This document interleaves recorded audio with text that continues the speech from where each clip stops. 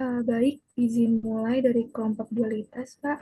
Assalamualaikum warahmatullahi wabarakatuh. Selamat siang, Pak Ibnu dan teman-teman semua. Di sini kami dari kelompok satu, materi dualitas dan analisis sensitivitas, akan mempresentasikan hasil diskusi kami.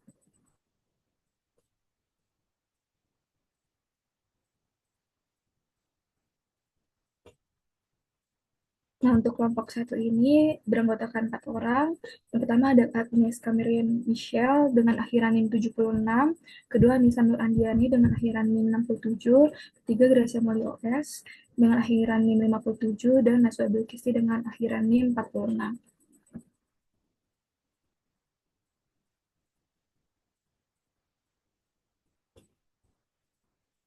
Teori dualitas itu merupakan salah satu konsep yang berhubungan dengan program linear. Nah, ide dasar yang melatar belakangi teori ini itu setiap program linear mempunyai satu program linear lain yang saling berkaitan, nah yang disebut dengan dual.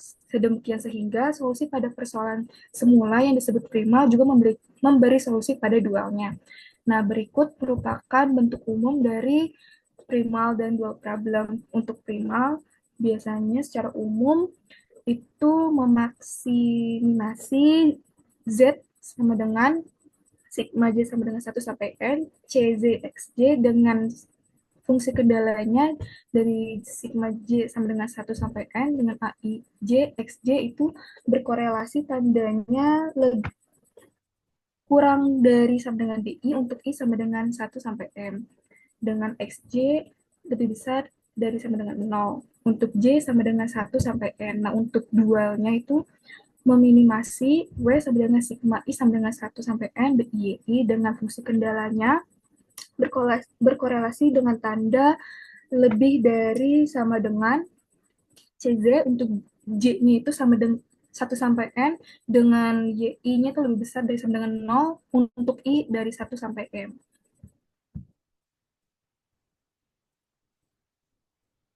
Next.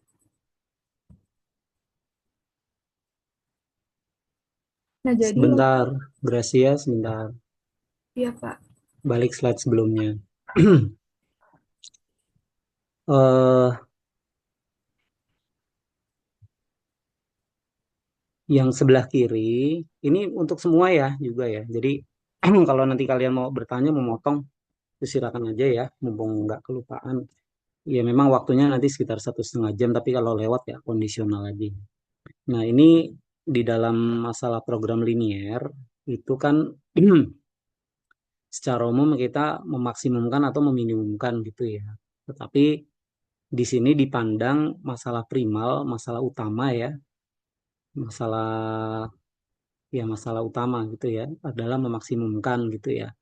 Nah, kemudian masalah kembarannya ya, sebetulnya adalah masalah meminimumkan, walaupun nanti juga bisa dibalik ya konteksnya gitu ya.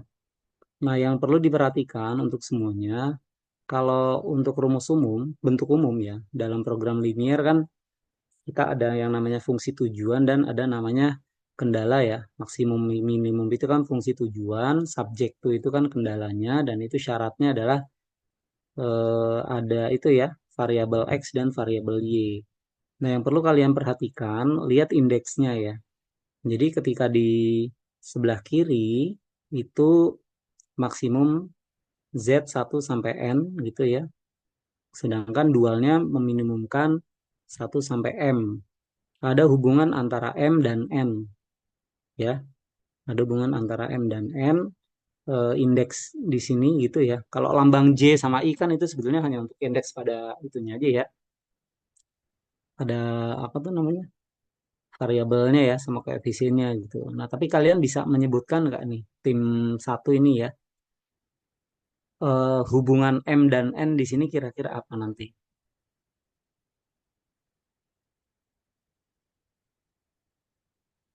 Atau contoh gini, kalau di masalah primal ya, variabelnya ada 3, kendalanya ada 2.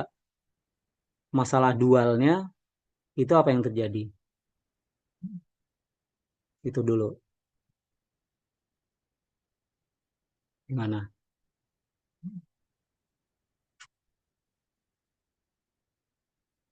Bisa coba dijawab?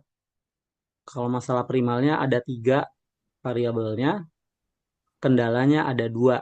Ada 2 itu ya, ada 2 apa? Ketidaksamaan. Itu nanti masalah dualnya jadi bagaimana? Kalau masalah dualnya, jadi fungsi tujuannya yang dua variabel, Pak, kalau untuk dualnya. Lalu fungsi kendalanya jadi tiga. Oke, saya lebih spesifik ya. Jadi kalau masalah primal ada 3 variabel. Memaksimumkan Z sama dengan gitu ya. Berarti N kecilnya dari berapa? N kecilnya berapa? Satu. Lah, kok satu kan variabelnya ada 3. Eh, Berapa, berarti kan X1, X2, X3. Jadi Z-nya sama dengan sigma J sama dengan 1 sampai 3 toh. 3 variabel loh. Oke, ya enggak? ya Pak. Ya, ya sebutlah aja misalnya maksimumkan Z sama dengan 2X1 tambah eh, 4X2 tambah 6X3 gitu kan. Nah, sekarang subjeknya tuh. Subjeknya tadi saya ada 2 gitu ya. Subjeknya ada 2. Nah, subjek ada 2, lihat di situ. Itu kan ada sigma J sama dengan 1 sampai N kecil. N kecilnya kan juga akan sama kan, sama dengan 3 kan. Gitu ya.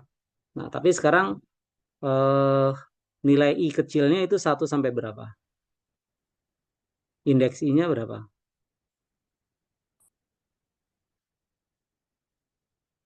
Nilai M kecilnya berapa?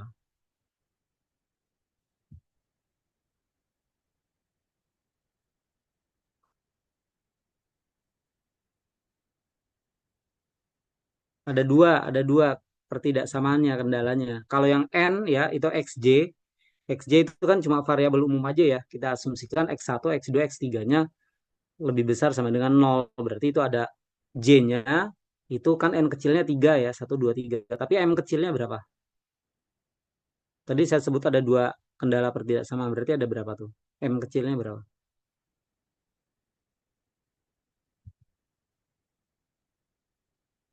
Kendala. Ya, misalkan kendalanya X1 dikurang X2 ditambah X3 lebih kecil sama dengan 4 gitu kan. Terus X2 X1 ditambah X3 X2 ditambah X3 kecil sama dengan 10. Itu kan 2 kendalanya. Berarti nilai I kecilnya 1 sampai 2 gitu kan. Jadi nilai M kecilnya sama dengan berapa? 2 gitu. Nah, itu nanti diubah menjadi masalah primal. Berarti M kecil yang di sebelah kiri itu menjadi M kecil yang di sebelah kanan. Jadi nanti Y-nya, kan kalau variabel di primal itu pakai YX ya, variabel di dualnya menjadi Y gitu. Jadi nanti kalau variabel di primal dualnya itu ada 3 ya, kendalanya ada 2 tadi, maka di masalah dual variabelnya jadi 2, Y1 dan Y2, tapi total kendalanya ada menjadi 3 gitu kan, N kecilnya sama dengan 3 gitu ya. Dan sebaliknya. Jadi kalau kita menemukan masalah dualnya, nanti kita juga bisa dapatkan masalah primalnya gitu ya. Nah, sekarang Anda bayangkan gini. Kalau masalah primalnya itu variabelnya 4 ya, X1, X2, X3, X4 gitu kan. Terus kendalanya cuma 2 gitu kan. Kan kalau di program linear, kalau variabelnya sudah 4 itu kan udah nggak bisa pakai metode grafik ya. Sama dengan 3 pun juga sudah ya lebih udah rumit lah. Kan pakainya simplex nanti ya. Kalau minimal 3 dan seterusnya ya. Tapi ketika dalam dual ya itu bisa jadi variabelnya lebih sederhana gitu, cuma 2 dan itu bisa diselesaikan dengan metode grafik biasa gitu ya. Kalau 2 kan masih bisa, tinggal daerah daerah apa namanya, daerah himpunannya ya, daerah layaknya itu yang nanti didefinisikan gitu. Jadi dalam konteks ini ya, ketika kita bicara tentang suatu materi, Anda menemukan di suatu referensi bahwa diberikan definisinya begini gitu ya. Anda harus tahu betul ya, kita harus tahu betul seperti apa contohnya ya. seperti apa membacanya gitu, seperti apa pengaruhnya. Ya, itu kan ada M kecil sama N kecil. Apa peran M kecil, apa peran N kecil di sini gitu ya. Jadi sebisa mungkin kelompok yang mendapatkan materi ya itu mengeksplorasi. Jadi Anda tidak boleh, oh ada bacaan kayak gini selesai baca gitu. Jangan ya. Anda boleh tambahkan penjelas-penjelas gitu ya. Nanti kan saya juga akan apa pantau ya kalau nanti ada hal-hal yang keliru diperbaiki gitu. Ya, jadi polanya harus bisa mendapatkan sesuatu ya. Esensi dari materi teori dualitas ini apa gitu ya. Apalagi nanti main di sensitivitas gitu. Ini materinya materi menarik ya. Materi di TRO itu semuanya materi menarik. Susah iya, tapi bisa dipelajari pelan-pelan gitu ya. Ada yang susah, nanti ada yang juga mudah gitu ya, relatif mudah. Itu ya. Jadi penjelasannya Anda boleh tambahkan gitu ya. Oke, slide berikutnya coba. Nah, ini kan sebetulnya perubahan saja ya. Perubahan dari apa? Bentuk yang tadi ke bentuk matriks gitu kan. Z sama dengan C kecil gitu ya. Nah, ini matriksnya ini kalau ya mungkin kelompok yang bersesuaian dia mempelajari lebih dulu dan lebih dalam gitu ya. Tapi bagi kalian yang tidak kebagian membahas atau mempresentasikan materi ini, Anda harus menulis ulang, mencoba ulang gitu ya. Ini maknanya bagaimana tuh? Misalkan A tiba-tiba matriksnya M kali N gitu ya. Itu dari mana matriks M kali N itu? Gitu ya. Jadi apa? Bagian ini ya nanti di dalam definisi ya, di dalam definisi, di dalam konsep awal itu sebisa mungkin kelompok bisa menjelaskan gitu ya. Ini bagian yang abstrak ya. Coba balik slide sebelumnya deh. Ini sudah abstrak. Jadi kan Anda kan cuma diberikan bentuk sigma, nggak ada angkanya tuh ya. Angka cuma satu dua indeks saja sebetulnya ya. Tapi Anda membayangkan ini nanti diubah dalam bentuk matriks. Tiba-tiba A-nya M kali N ya. Nah, itu kenapa bisa seperti itu? Sebisa mungkin presenter mencoba menjelaskan dari sisi abstraknya, dari sisi matematisnya, gitu, ya. Coba next slide, next dulu. Nah, oke, next lagi. Nah, ini ya. Jadi kalau masuk di contoh ini, ntar dulu, contoh satu dulu. Nah, contoh ini ya, primalnya coba. Saya langsung masuk aja ya untuk menimpali juga. Jadi kan yang sebelah kiri, N kecilnya berapa berarti? Ini bisa dicoret-coret nggak, Gracia atau Nisa? Bisa. Ya, boleh, nggak apa-apa. Coba N kecilnya berapa kalau di primal itu?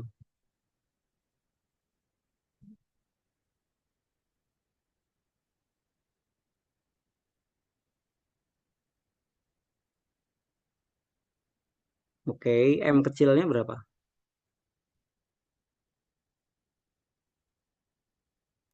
4.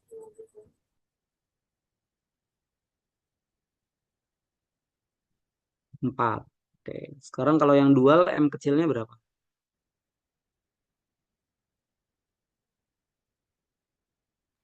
4.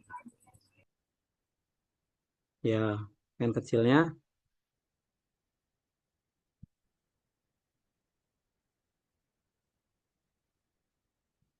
Oke, sekarang saya tanya nih ke kelompok presenter ya.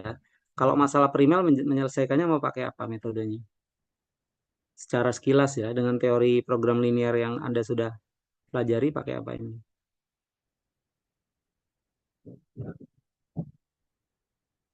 Mungkin metode grafik, Pak, atau Mudah ya, ya. variabelnya 2 ya, mudah ya. Anda tinggal plot aja gambarnya bisa lah, gitu ya.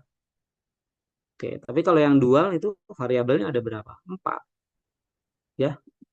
Jadi Anda membutuhkan dan mereview lagi ya kemampuan Anda dalam menyelesaikan Proklin berapa? Variabelnya lebih dari 2 nih ya, 3 dan seterusnya gitu. Nah, ini masalah yang sama ternyata ya. Nanti bisa dicek mungkin dalam prosesnya nanti ada gitu. Hasilnya akan memberikan hasil yang sama gitu ya. Gitu ya. Oke, balik lagi ke slide sebelumnya deh. Silakan. slide berikutnya. Sebelumnya. Dah, yuk. Silakan dijelaskan. Enggak, yang ini. Yuk, silakan dijelaskan dulu. Menurut versi kalian nih, gimana menjelaskan tampilan ini ya. Silakan.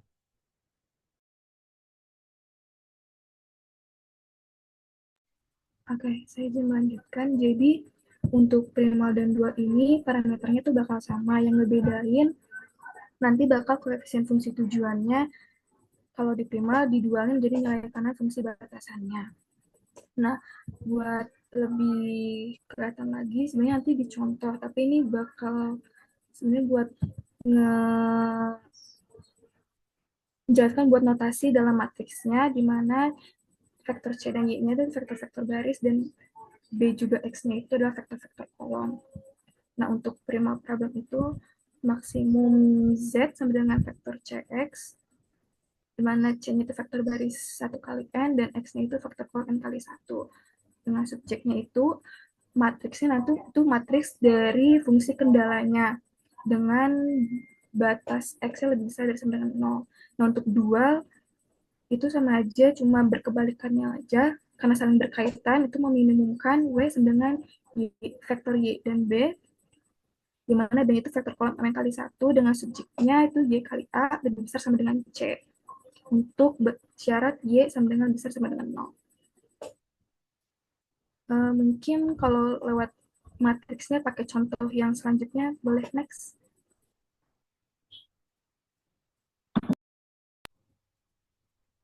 Nah, kalau misalnya pakai contoh yang ini, berarti matriks A-nya itu tadi, bisa nggak ya? Gitu.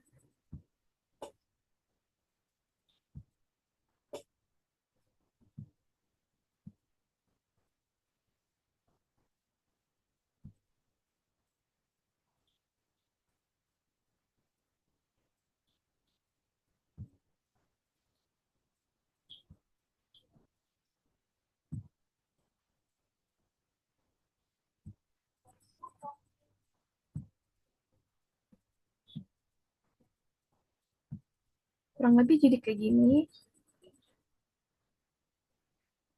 dengan ini dikali X1, X2.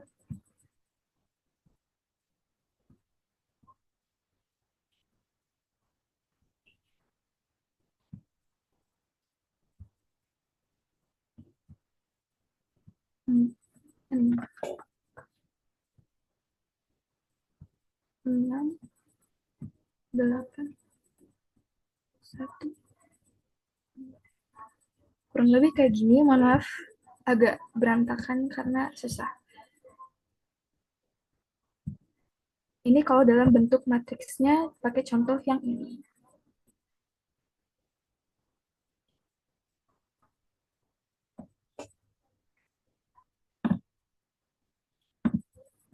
Nanti Gracia,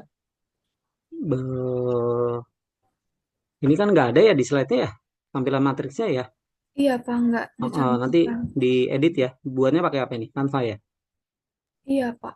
Boleh ya, ditambah ya nanti ya, bagian soal sama bentuk matriksnya ya, biar kelihatan Oh, ya. Nanti diunggah lagi di Drive, tulis saja revisi gitu ya. Jadi biar kelihatan sebelum dan sesudahnya gimana gitu.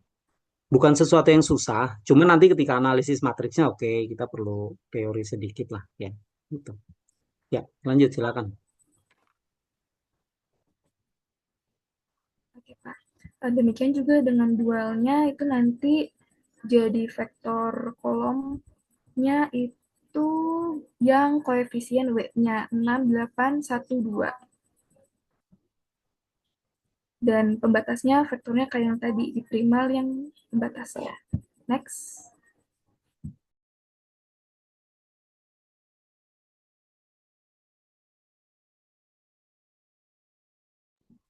Nah, ini untuk contoh kasus kedua. Untuk kasus ini ada di buku.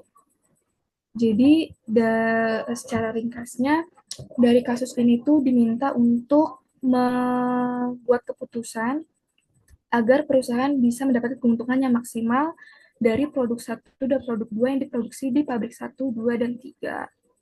Untuk data lebih lengkapnya ada di slide selanjutnya.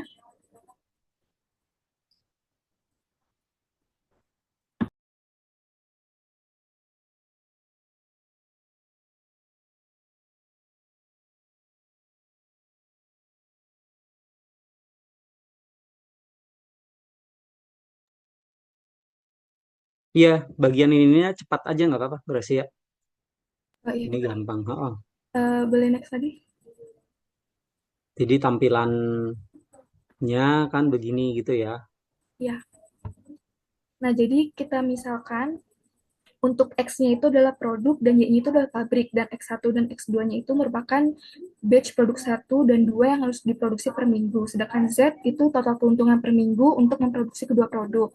Nah, dari soal tadi itu bisa kita dapat persamaan program linearnya untuk memaksimumkan Z sama dengan 3X1 plus 5X2 dengan pembatasnya itu X1 kurang dari sama dengan 4, 2X2 kurang dari sama dengan 12, 3X1 plus 2X2 kurang dari sama dengan 18 dengan syarat X1 dan X2 itu bisa dari 0. Nah, persamaan ini kita sebut dengan primal problem. Maka kita selesaikan dengan cari dualnya. Next. Nah, ini bentuk aljabar dan matriks dari contoh dua tadi.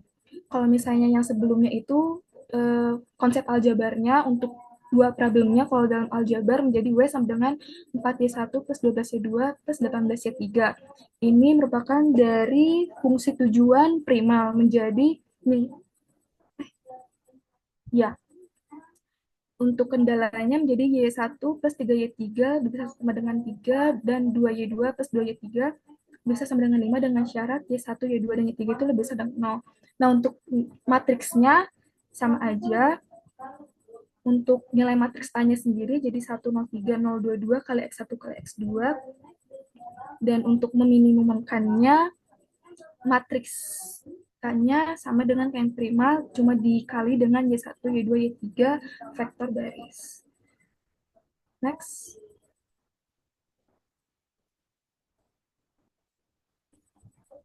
Nah, ini sebenarnya tabel untuk menunjukkan hubungan antara masalah prima dan masalah dual dalam pemrograman linear.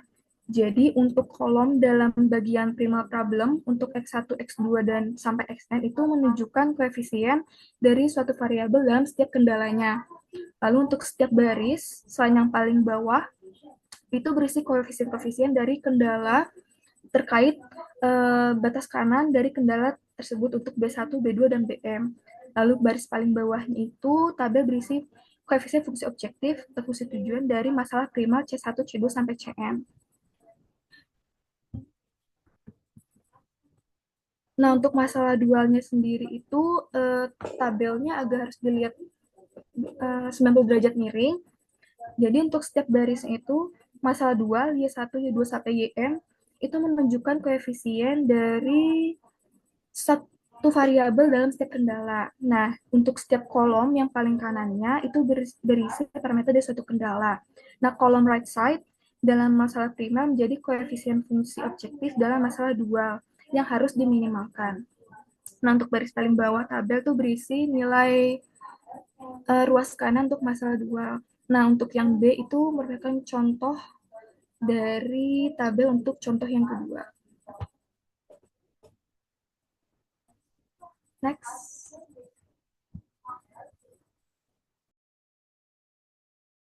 Ini penjelasan dari tabel tadi. Next.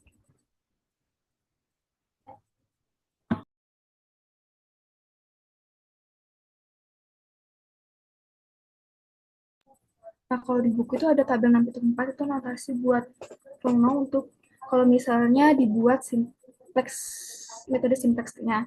Nah, jadi metode simpleks ini bakal mencari himpunan variabel dasar dan solusi basic feasible solution sehingga nanti semua koefisien pada baris nolnya itu nggak negatif. Kalau misalnya kondisi ini terpenuhi, maka metode simpleks bakal berhenti di solusi optimal. Nah, berdasarkan tabel 6.4 ini, kondisi optimalitas dapat dituliskan sebagai berikut. ZJ min CJ lebih besar dari 0 untuk J sama dengan 1 sampai N, dan YI-nya itu lebih besar dari sama dengan 0 untuk I sama dengan 1 sampai N.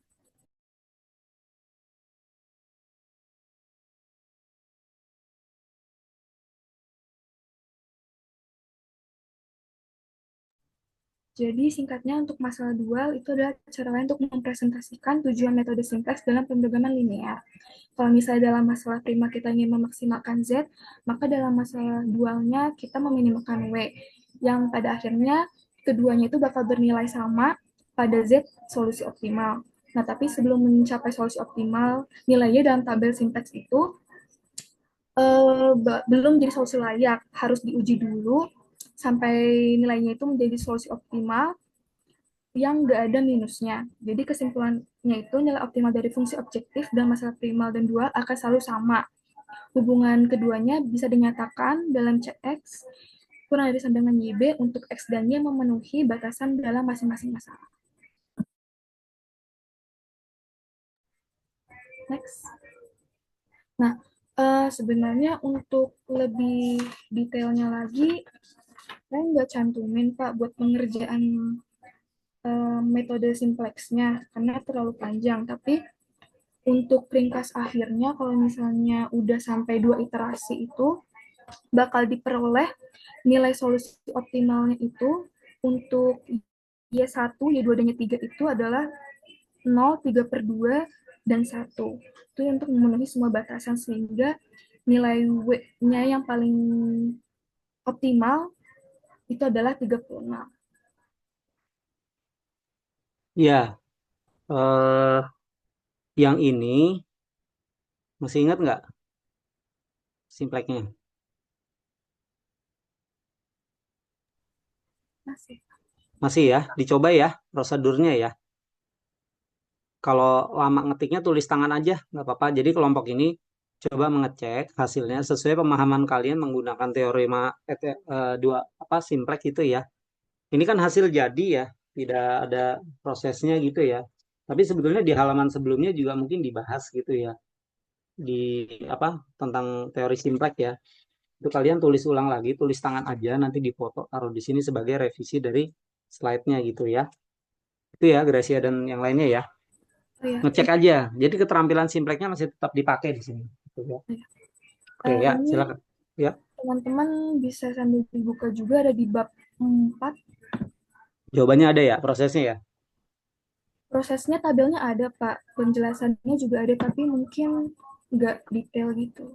Ya, nggak apa-apa. Justru kelompok ini perannya adalah mendetilkan gitu kan. Kalian waktu di simplek itu kan ini ya banyak berlatih. Nah, kan coba slide sebelumnya mana? Belum. Yang sebelumnya lagi mana tadi? Sebelumnya. Kan teori simpleknya itu ya. Terus sebelumnya.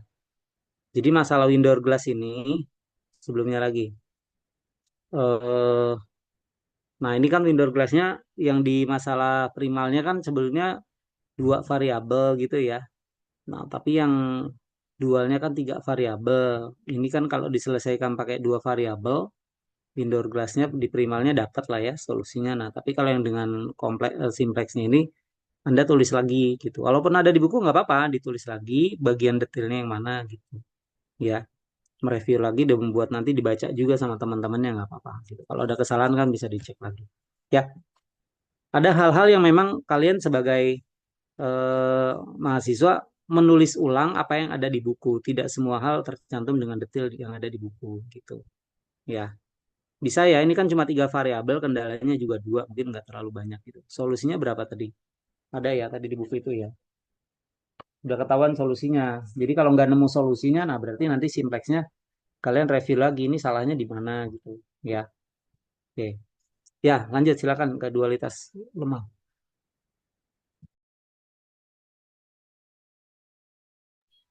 Pak, maaf izin konfirmasi. Berarti untuk yang sebelumnya, itu sebenarnya saya udah sempat ngerjain juga di buku. Berarti nanti ditambahin di PPT-nya ya, Pak? Ya, di foto aja kalau kelamaan ngetik-ketiknya ya, nggak apa-apa. Oke, Pak. Terima kasih. Oke, ya. Tapi hasilnya bener nggak? Belum Eh, selesai. sama, Pak. Nemu? Oke, ya udah nggak apa-apa. Tambah ya. Oke. Baik, Pak. Terima kasih untuk masukannya.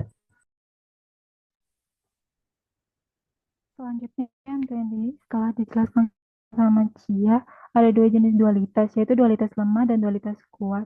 Nah, dualitas lemah ini adalah jika ada solusi layak atau visible untuk masalah primal X dan dual Y, itu nanti nilai tujuan primalnya tidak akan melebihi nilai tujuan dualnya. Seperti contoh itu, nanti solusi dual itu selalu membatasi solusi primal dari atas atau Cx lebih kecil sama dengan YB.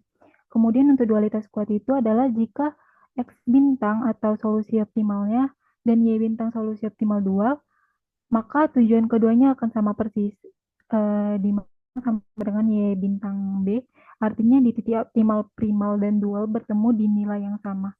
Next.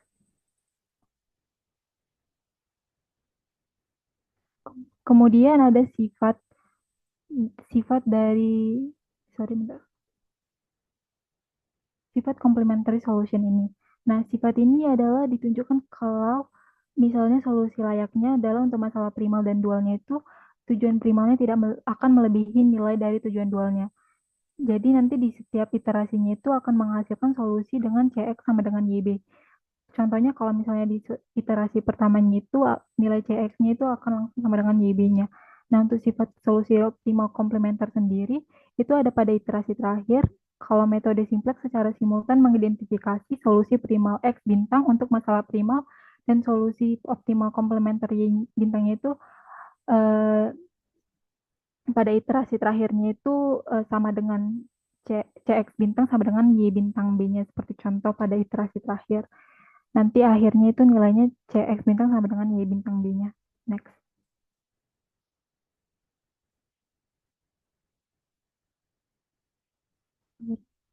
Nah, kemudian sifat simetris. Artinya untuk setiap masalah primal dan masalah dualnya, semua hubungan di antara keduanya harus simetris karena dual dari masalah dual adalah masalah primal. Artinya dual dari dual adalah primal dan hubungan primal dual itu bersifat timbal balik. Kemudian ada teorema dualitas di mana antara masalah primal dan dual itu ada teorema yang pertama, jika satu masalah memiliki solusi yang layak dan fungsi objektif yang terbatas dan memiliki solusi optimal, maka begitu juga dengan masalah yang lain, sehingga sifat dualitas lemah dan kuat dapat diterapkan. Teorema yang kedua, jika satu masalah memiliki solusi yang layak dan fungsi objektif yang tidak terbatas sehingga tidak memiliki solusi optimal, maka masalah lainnya tidak memiliki solusi yang layak. Teorema yang ketiga, jika satu masalah tidak memiliki solusi, maka masalahnya tidak memiliki solusi yang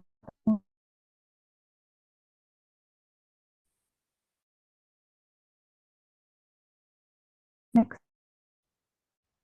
Kemudian inti ekonomi dari dualitas itu. Next.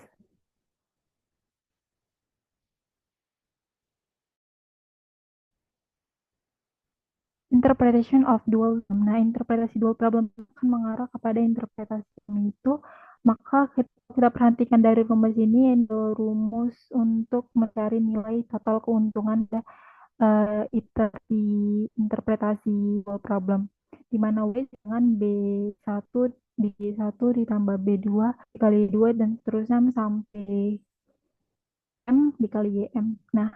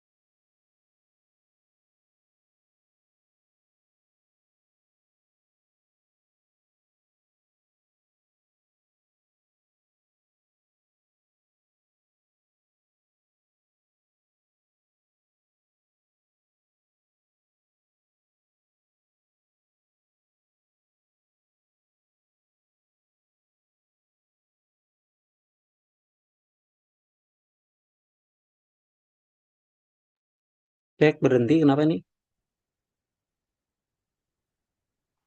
Sepertinya terlempar, Pak. Mohon ditunggu sebentar.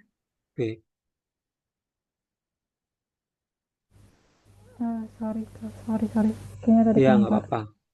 Internetnya drop ya, Nuliska ya? Iya, Pak. Sorry. Ya, oke. Iya, Pak. Ya, tadi tabel menunjukkan cara notasi matematis salah primal programan linear ke interpretasi ekonomi. Kalau misalnya dilihat tabelnya ini adalah level of activity J atau tingkat aktivitas J, misalnya jumlah J yang diproduksi ada berapa, 1 sampai N. Kemudian CJ ini adalah profit from activity J, ada keuntungan per unit aktivitasnya. J ini adalah keuntungan dari semua aktivitas di tujuan yang ingin dimaksimalkan. Kemudian BI average atau jumlah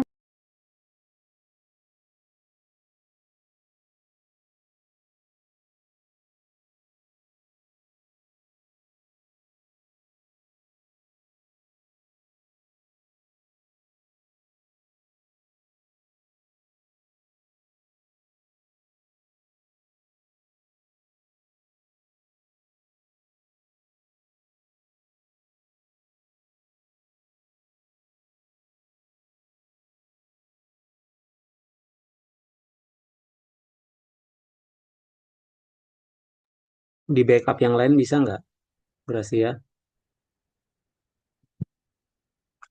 Jelasin. Bagi-bagi ya jelasinnya ya.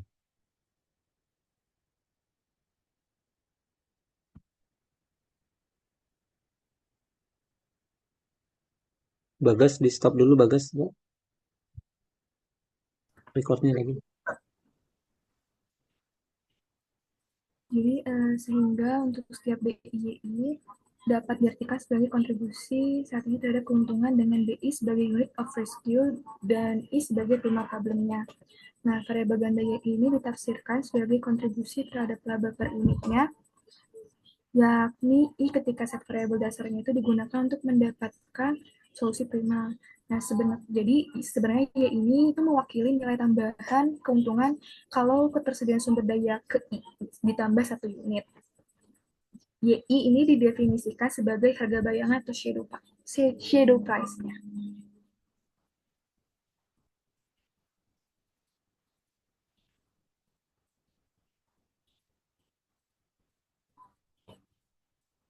Jadi untuk tujuan dual adalah meminimalkan total nilai implisit sumber daya yang dikonsumsi untuk W dari I sama dengan 1 sampai M, BIY dengan contohnya W-nya itu 4Y1 plus 12Y2 plus 18Y3.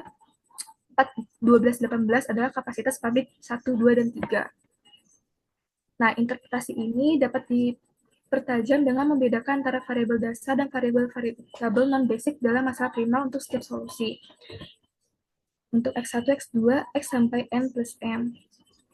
Nah, bahwa kalau misalnya kita harus ingat kalau misalnya dalam masalah primal itu variabel dasar atau basic variablesnya itu adalah variabel yang nilainya enggak 0. Sedangkan variabel non-basic adalah variabel yang nilainya 0. Nah, variabel dasar memiliki koefisien 0 pada baris ke-0 tabel sintaks. Oke, makasih ya. Bentar, saya lanjutin. Sorry ya, tadi kelempar lagi.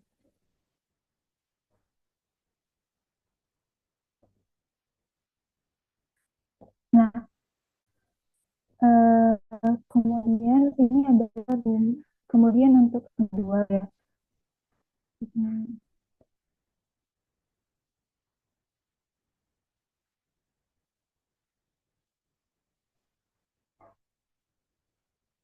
Setiap aktif sorry.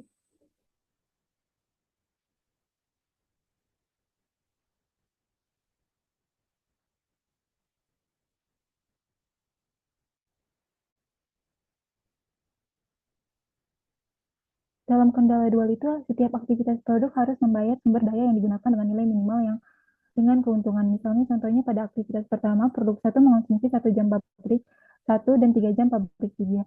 Nah, di sini kendala dualnya dapat dituliskan dengan Y1 tambah 3, Y3 itu lebih besar sama dengan 3. Artinya keuntungan produk 1 itu adalah 3 itu, atau $3.000. Contoh yang kedua, untuk aktivitas kedua, produk 2 mengonsumsi 2 jam pabrik 2 dan 2 jam pabrik 3.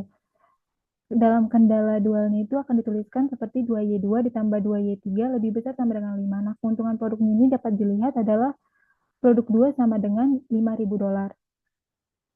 Nah, perlu diketahui juga jika nilai sumber daya yang dikonsumsi lebih kecil keuntungan, berarti sumber daya tidak digunakan secara optimal.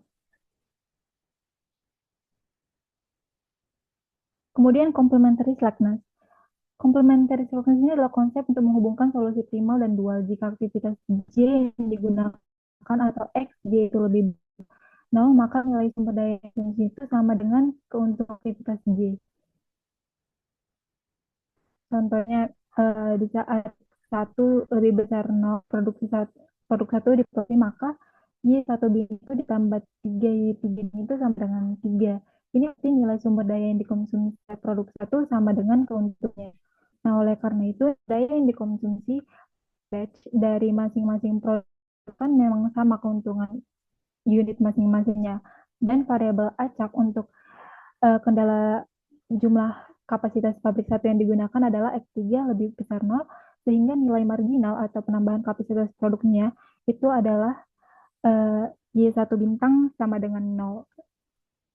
Ya, jadi penambahan kapasitas pabrik satunya itu sama dengan 0. Artinya menambah kapasitas pabrik satu tidak akan meningkatkan keuntungan karena kapasitas sudah lebih dari cukup. Next.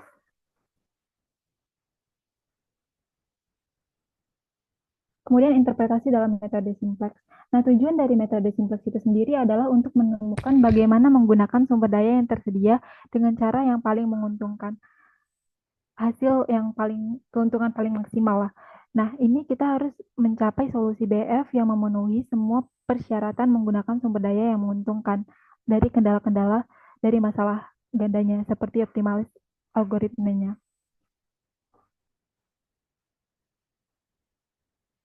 Nah, rumus ini adalah rumus untuk mencari ZZ. Apa itu ZZ? ZZ itu adalah total nilai implisit sumber daya yang dikonsumsi oleh aktivitas J. Nah, kita akan mengoptimalisasi nilainya itu. Jadi, kita butuh selisih dari antara nilai implisit sumber daya yang dikonsumsi aktivitas J atau ZJ tadi dan keuntungan aktivitas dari CJ. Maka kriteria optimalisasi dari nilai selisihnya ini adalah jika selisih lebih kecil 0, maka artinya sumber daya yang dipakai aktivitas J bernilai lebih murah daripada keuntungan yang dihasilkan. Aktivitas J harus ditingkatkan untuk menambahkan profit. Nah, kalau misalnya selisihnya lebih dari 0, sumber daya yang dipakai aktivitas J lebih berharga daripada keuntungannya. Aktivitas J tidak menguntungkan untuk dijalankan. Nah, apabila selisihnya sama dengan 0, maka aktivitas J berada dalam kondisi break even atau tidak menambah atau mengurangi keuntungan. Next.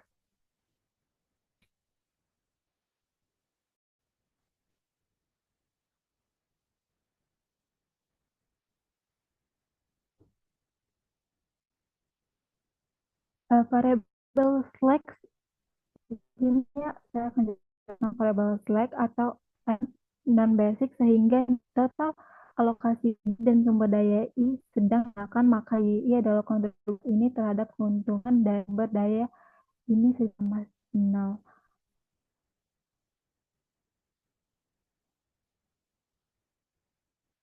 Variable slack ini menjadi sumber daya yang tidak terpakai. Jika variable slack-nya itu non-basic, artinya sumber daya digunakan sepenuhnya. Nah, maka nilai Y ini adalah kontribusi marginal sumber daya tersebut terhadap keuntungannya. Nah, oleh karena itu, apabila YI atau kontribusi marginalnya itu lebih kecil 0, maka laba dapat ditingkatkan dengan mengurangi penggunaan sumber daya, yaitu dengan meningkatkan variable slack-nya. Kemudian, jika Y-nya lebih besar 0, kita akan menggunakan sumber daya ini secara penuh, sedangkan apabila Y-nya itu sama dengan 0, dia tidak mempengaruhi probabilitasnya sama sekali. Nah, oleh karena itu, apa yang dilakukan oleh metode simplex ini sebenarnya adalah untuk memeriksa semua variabel non-basicnya dalam solusi BF. Melihat mana yang memberikan penggunaan sumber daya yang lebih menguntungkan. Nah, untuk tahapannya sendiri adalah proses iterasi metode sendiri adalah pertama kita mulai dari solusi BF yang melihat yang mana memenuhi minimalnya, misalnya tidak memproduksi akun. Kemudian kedua, kita hitung nilai dual YI dan selisih dari ZZ kurang CJ-nya ini untuk membantu menentukan aktivitas mana yang paling menguntungkan. Kemudian kita periksa optimalitas dari selisih ZZ kurang CJ lebih besar 0, maka solusi sudah optimal. Apabila selisihnya lebih kecil dari 0, aktivitas J bisa meningkatkan keuntungan. Kemudian kita pilih aktivitas dengan paling negatif. Nah, kalau misalnya dia lebih paling negatif, itu memberikan peningkatan keuntungan terbesar per unitnya. Selanjutnya adalah kita tingkatkan produksi aktivitas terpilih sampai salah satu sumber daya habis, artinya variable slack-nya itu sama dengan 0. Kemudian kita perbaharui nilai dual dan selisih dari ZZ kurang CJ-nya. Nah, kita akan ulangi langkah-langkah itu hingga tidak ada lagi selisih yang lebih kecil dari 0. Nah, maka disimpulkan kalau metode simulasi ini adalah proses mencari aktivitas yang paling menguntungkan dengan memastikan alokasi sumber daya memiliki nilai implisit yang wajar. Next.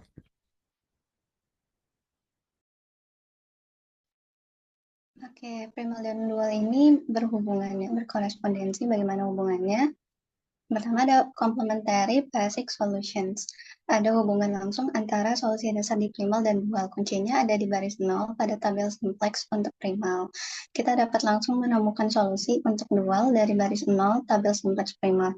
Jika suatu variabel ada di primal, maka ada variabel yang berhubungan di dual.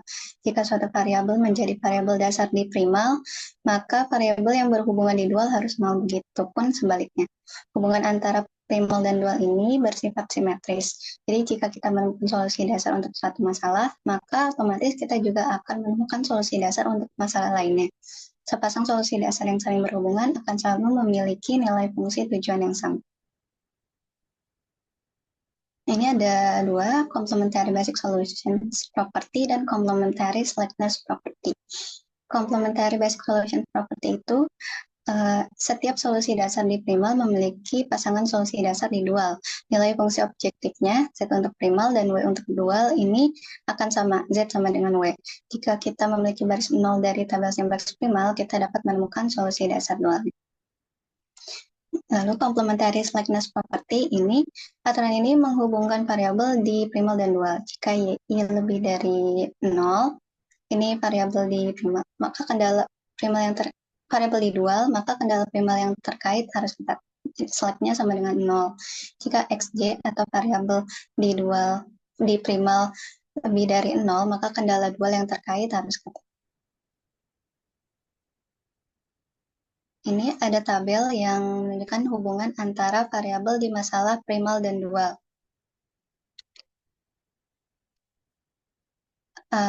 Jadi di primal, variabel keputusan xj akan berhubungan dengan variabel surplus di dual, zc min cj, dengan j-nya sama dengan 1, 2, sampai n. Kemudian variabel select di primal, xn plus i, akan berhubungan dengan variabel keputusan di dual, yi, dengan i-nya sama dengan 1, 2, sampai m. Nah, ini contohnya di window problem yang tadi, di primal ada variabel keputusan x1, x2 akan berhubungan dengan variabel surplus di dual, z1 min c1 dan z2 min c2. Kemudian variabel select di primal x3, x4, x5 akan berhubungan dengan variabel keputusan di dual, y1, y2, dan y3. Jadi intinya variabel keputusan di primal itu berhubungannya dengan surplus di dual. Variabel select di primal berhubungan dengan variabel keputusan di dual. Dan hubungan ini berlaku simetris atau dua arah. Kemudian ada hubungan complementary slackness untuk complementary basic solutions. Jadi jika suatu variabel adalah basic di primal, maka pasangannya di dual harus non-basic atau 0. Jika itunya M. Jika suatu variabel adalah non-basic di primal, maka variabel pasangannya di dual harus basic atau mempunyai nilai. Jumlah variabel basic dan non-basic ini saling melengkapi. Di primal terdapat M variabel basic dan N variabel non-basic. Di dual terdapat N variabel basic dan M variabel non-basic. Kemudian ini ada complementary basic solutions di contoh winner class company. Setiap baris adalah pasangan solusi dari primal dan dual.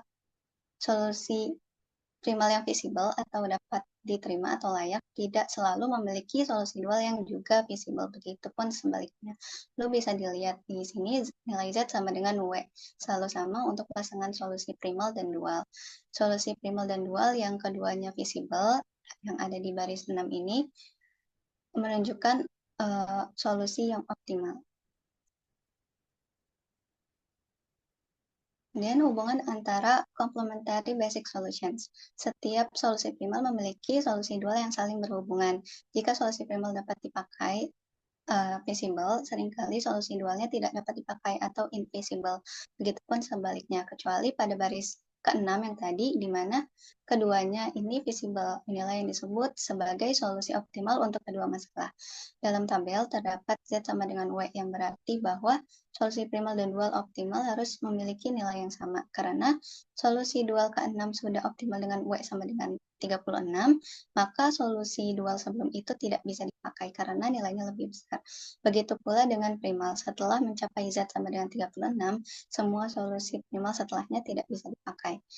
Lalu syarat untuk suatu solusi visible atau layak diterima adalah semua variabel harus bernilai tidak negatif atau lebih dari 0.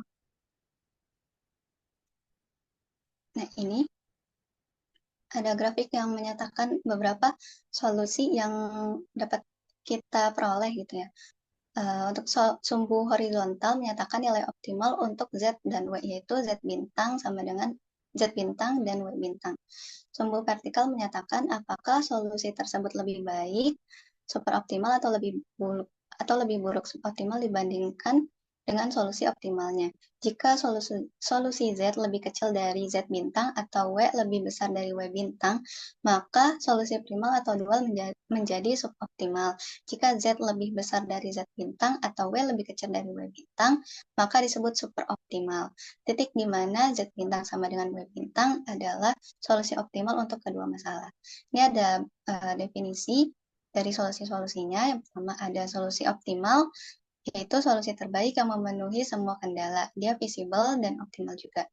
Kemudian ada solusi suboptimal, yaitu solusi yang memenuhi kendala tapi bukan solusi terbaik. Dia visible tapi tidak optimal. Lalu ada solusi super optimal, yaitu solusi yang memenuhi syarat optimalitas tapi tidak visible. Lalu ada neither visible nor super optimal, yaitu solusi yang tidak layak dan tidak optimal. Kemudian ada tabel 6.11, tabel di atas menunjukkan adanya hubungan komplementer antara solusi dasar dalam masalah primal dan dual. Jika satu solusi optimal, maka solusi komplementernya juga optimal. Sebaliknya, jika satu solusi visible, maka solusi komplementernya seringkali tidak visible. Dalam metode optimasi, metode simplex standar bekerja dengan solusi suboptimal primal dan bertujuan untuk mencapai optimalitas. Sementara itu, metode dual simplex bekerja dengan solusi optimal dan bertujuan untuk mencapai visibilitas. Selain itu, terdapat istilah tambahan yaitu primal visible, yang berarti solusi primal memenuhi kendala, dan dual visible yang berarti solusi dual memenuhi kendala. Metode simplex berusaha mencapai visibilitas untuk solusi primal, sedangkan metode dual simplex berusaha mencapai visibilitas untuk solusi dual. Hubungan antara solusi dasar komplementer ini sangat berguna dalam analisis sensitivitas. Pemahaman ini membantu dalam menilai bagaimana perubahan parameter dalam model mempengaruhi solusi optimal. Berikutnya ada bentuk primal lainnya, boleh di next. Boleh di next, ya. Sebelumnya kan dicontohkan selalu misalnya primalnya itu memaksimalkan Z, terus fungsi kendalanya itu kurang dari sama dengan, terus variabelnya itu menjadi sama dengan 0. Di sini, terus kan kalau mau keduanya, dia jadi minimumkan W, terus variabel Y-nya itu lebih dari sama dengan 0, lalu fungsi kendalanya itu lebih dari sama dengan. Di sini ada bentuk lainnya, misalnya kalau memaksimumkan Z, tapi di fungsi kendalanya ini, dia bentuknya ada yang kurang dari sama dengan, ada yang sama dengan, terus ada yang lebih dari sama dengan, terus di variabelnya ada yang lebih dari sama dengan 0, ada yang tidak dibatasi, ada juga yang kurang dari sama dengan 0. Di sini misalnya kita punya masalah primal, ingin memaksimumkan Z dengan fungsi kendalanya itu kurang dari sama dengan nol. Maka nanti untuk dijadikan ke dualnya, ke masalah dualnya, dia itu meminimumkan W, tapi di variabel Y-nya itu dia lebih dari sama dengan nol. Lalu misalkan di primal nanti bentuknya itu sama dengan, maka nanti di bentuk dualnya variabelnya itu tidak dibatasi. Lalu nanti jika bentuk fungsi kendalanya ini lebih dari sama dengan, maka nanti di variabel y-nya ini dia akan kurang dari sama dengan nol.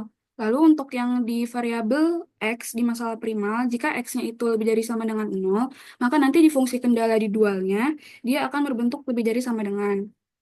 Lalu, untuk yang X-nya itu tidak dibatasi, maka nanti di fungsi kendala di dual, dia akan berbentuk sama dengan. Lalu, untuk yang X kurang dari sama dengan nol, maka nanti fungsi kendala di dual, dia akan berbentuk kurang dari sama dengan. Ini berlaku kebalikannya. Boleh di next, nanti ada contohnya. Di sini misalkan masalah primalnya itu meminimumkan Z 0,4x1 ditambah 0,x2, lalu fungsi kendalanya dapat terlihat di sini. Di sini fungsi kendalanya yang X1 itu menjadi fungsi kendala pertama di dual problem yaitu 0,3Y1 ditambah 0,5Y2 ditambah 0,6Y3. Di sini fungsinya kurang dari sama dengan 0,4 karena di sini kan X1-nya variabel dalam prima problemnya ini lebih dari sama dengan 0. Begitu pula dengan fungsi kendala yang kedua tidak ada masalah karena sama dengan contoh sebelumnya. Namun untuk di variabel di dual problem ini terdapat perbedaan dengan yang sebelumnya. Karena di fungsi kendala yang pertama ini kan dia kurang dari sama dengan 2,7. Maka di dual problem variabel Y1-nya ini kurang dari sama dengan 0. Lalu untuk yang bentuknya sama dengan di prima problem ini nanti variabel di dual problem ini akan Y2-nya itu tidak dibatasi. Lalu untuk yang fungsi kendala ketiga yang lebih dari sama dengan 6, variabel Y3-nya nanti akan lebih dari sama dengan 0. Di sini ada tabel yang bisa mempermudah bagaimana cara mengubah prima menjadi dual. Mungkin boleh di next. Selanjutnya ada analisis sensitivitas. Next. Analisis sensitivitas ini dalam teori prioritas membahas tentang bagaimana perubahan dalam parameter, misalnya koefisien fungsi tujuan atau batasan kendala mempengaruhi solusi optimal dari masalah tersebut. Di sini ada prosedurnya. Misalnya kita punya model awal, lalu kita punya model yang telah direvisi. Nanti model yang telah direvisi ini akan diubah bentuknya ke format tabel yang di slide berikutnya akan dijelaskan. Lalu ada akan konversi ke bentuk yang sesuai dengan eliminasi Gaussian. Setelahnya akan ada uji kelayakan, uji optimalitas, dan reoptimasi. Mungkin boleh di next untuk membahas contohnya. Di sini kan di sebelah kiri ada bentuk awal, bentuk yang belum direvisi. Lalu di sebelah kanan ada bentuk yang sudah direvisi. Nanti bentuk yang sudah direvisi ini akan diubah ke tabel yang ada di bawah sini. Mungkin boleh di next untuk penjelasannya. Ini untuk masalah yang pertama, bentuk masalah yang pertama, ini kita selesaikan dengan metode simplex terlebih dahulu. Di sini kita operasikan untuk mendapatkan nilai optimumnya, nilai Z-nya berapa, X1-nya berapa, X2-nya berapa. Kalau metode simplex itu saya jelaskan sedikit mungkin bagaimana cara menerapkannya. Di sini kita pertama menentukan kolom kuncinya yang mana, yaitu nilai minusnya yang paling besar pada baris Z atau baris B0.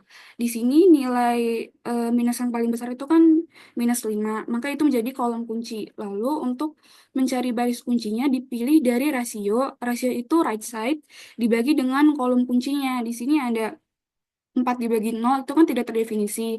Lalu ada 12 dibagi 2 itu 6, 18 dibagi 2 itu 9. Jadi yang paling kecil itu 12 dibagi 2, 6 ada pada baris ke B2 atau baris yang X4.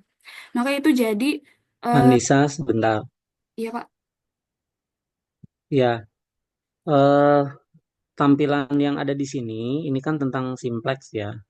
Ini teorinya sama nggak dengan yang kalian pelajari waktu belajar simplex ini? seingat saya Prosesnya ini sama baris Pak. kunci itu Iya, sama ya, iya, artinya tidak ada perubahan ya, perbedaan ya, iya Pak. mudah dipahami ya. Kan ini variabelnya berapa nih? Sebentar.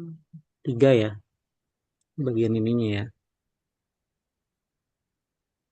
variabelnya X1, X2, X3, X4, X5-nya itu variabel slack. Ya, yang slacknya ya ditambah. Iya benar. Tambah. Ini dicek nggak sama kalian hasilnya? Atau Saya langsung crop aja? udah ngecek bener pas. Benar ya. Iya. Jadi tampilan yang di buku ini kan nge-crop dari buku ya. Ini memang udah sesuai ya. Oke, udah nggak apa-apa. Dasarnya dari Simplex, nanti di akhir saya review lagi. Ya lanjut silakan. Udah ketemu baris kunci sama kolom kuncinya, sini ada pivot. Pivotnya kita jadikan 1, lalu untuk kolom yang bersama dengan pivot kita jadikan 0. Jadi sini berarti baris X4 ini yang ada 2-nya itu, yang pivotnya itu, dikalikan dengan setengah. Lalu baris X5-nya ini dikurang dengan 2 kali baris X4 yang baru. Lalu baris X3 sudah 0, jadi tidak perlu diapa-apain. Lalu baris Z-nya ini kita tambahkan 5 kali baris X4 yang baru. Lalu di sini ada baris, lalu jadilah kolom iterasi 1. Di sini dilanjutkan simplexnya, cari nilai minus yang paling besar di baris Z, itu kan di sini -3, berarti itu kolom kolom kuncinya. Lalu untuk mencari baris kuncinya sama kayak tadi, right side dibagi kolom kunci, yang paling besar itu kan ada 4 dibagi 1, 4, 6 dibagi 0 tidak terdefinisi, 6 dibagi 3 itu 2, berarti yang paling kecil itu 6 dibagi 3, maka baris kuncinya itu ada pada baris X5. Maka pivotnya ini kita jadikan 1, jadi baris X5 ini dikalikan 1/3, lalu yang di atasnya ini kita jadikan 0. Untuk baris X5 dibagi 3, lalu baris X3-nya nanti dikurang oleh baris X5, lalu yang baris Z ini ditambahkan dengan 3 kali baris X5 yang baru. Maka di sini udah ketemu iterasi kedua ini udah ada X1 nilainya 2, X2 nilainya 6, Z-nya itu nilainya 36. Di sini yang kotak kuning ini dijadikan Y bintang, yang kotak hijau dijadikan S bintang. Ini akan berguna untuk format tabel yang model direvisi nanti. Boleh di next. Nah, tadi kan ada format tabel untuk memindahkan model yang telah direvisi. Tabel yang atas ini itu untuk model yang telah direvisi yang belum dioperasikan gitu. Di sini ada 4,5, tadi kan 4,5 ini tadi fungsi tujuan dari model yang telah direvisi. Lalu yang A ini fungsi kendala dari model yang telah direvisi. Lalu B ini batasan dari fungsi kendalanya. Diubah ke dimasukkan substitusi ke format tabelnya ada di sebelah kanan ini. Lalu, untuk membentuk tabel simplex akhir dari model yang direvisi, kita menghitung dengan rumus yang ada di kotak-kotak ini. Kotak pertama itu Y bintang. Y bintang sebelumnya ada yang di slide sebelumnya, dikalikan dengan A. A itu yang 1,00222, lalu dikurang dengan C. C itu 4 dan 5. Lalu ada A bintang itu S bintang dikalikan dengan A, lalu ada Y bintang, S bintang, lalu Z bintangnya itu Y bintang dikalikan dengan B, B bintang itu X dikalikan dengan B. Di sini ada tabel simplex akhir dari model yang telah direvisi, ada yang di pojok kanan. Berikutnya. Setelah diubah ke tabel simplex akhir tadi, selanjutnya kita lakukan eliminasi Gaussian. Ini untuk mempermudah aja, X1-nya itu berapa, X2-nya berapa, lalu Z-nya itu berapa. Di sini udah dilakukan eliminasi Gaussian, didapatkan X1-nya itu -3, X2-nya itu 12, dengan Z-nya itu 48. Next. Next. Ya. Di sini kan tadi diketahui solusi optimal itu X1 sama dengan -3, X2-nya itu 12, X3 itu 7, X4 dan X5-nya itu 0. Karena di sini X1-nya itu bernilai negatif, maka solusi dasar ini tidak layak atau tidak visible. Namun solusi ini itu super optimal karena pada baris Z, pada variabel non-basic, yang pada baris Z itu nilainya 0 semua. Jadi dia itu memenuhi syarat optimal, tapi dia tidak visible, jadi disebut super optimal. Lalu sebenarnya bisa dilakukan reoptimasi dengan menjadikan tabel yang ini jadi tabel awal untuk lakukan simplex lagi. Jadi nanti bisa ditemukan solusi optimalnya di mana nanti yang X1-nya itu tidak negatif. Boleh di next.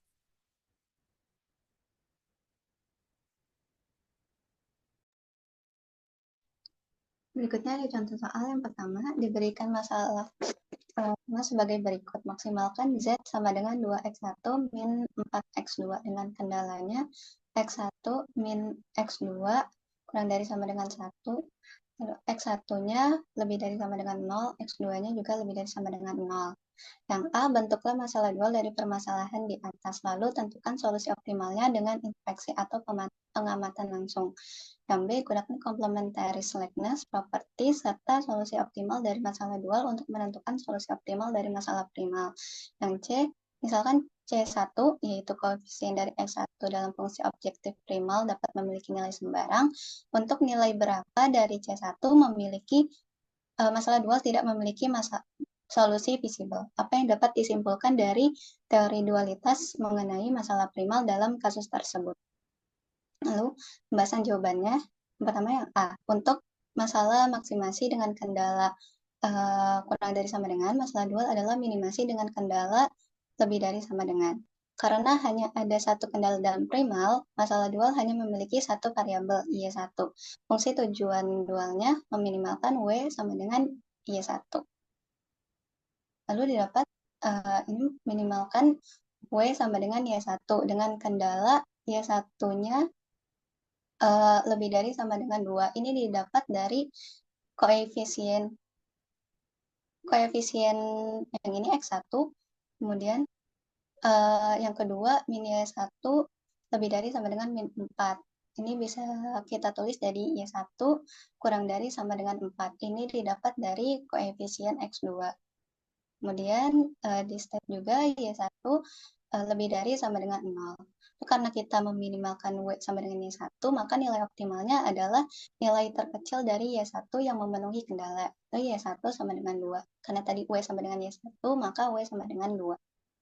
Lalu yang kedua, yang B, ini gunakan complementary slackness property serta solusi optimal dari masalah dual untuk menentukan solusi optimal dari masalah primalnya.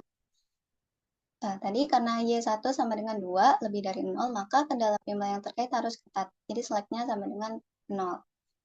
Nah, tadi kendalanya X1 min X2 kurang dari sama dengan 1.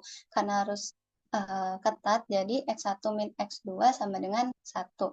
Kemudian ini bisa kita tulis, definisikan X1-nya, jadi X1 sama dengan X2 plus 1. Lalu disubstitusi X1-nya ke fungsi tujuan primalnya. Z sama dengan 2X1 min 4X2. Jadi sama dengan 2 dikali X2 plus 1 dikurang 4X2. Jadi didapatkan sama dengan 2X2 plus 2 min 4X2 sama dengan min 2X2 plus 2. Untuk memaksimalkan Z, kita perlu mengambil nilai terkecil untuk X2. Karena tadi X2-nya kurang dari sama dengan 0. Lebih dari sama dengan 0. Jadi nilai terkecil untuk X2 yaitu 0. Jika X2 sama dengan 0, maka X1 sama dengan 0 plus 1 sama dengan 1. Sehingga nilai fungsi tujuannya ini tinggal disubstitusi, Z sama dengan 2 kali 1 min 4 kali 0 sama dengan 2. Jadi solusi optimal primal adalah X1 sama dengan 1, X2 sama dengan 0, dan Z sama dengan 2.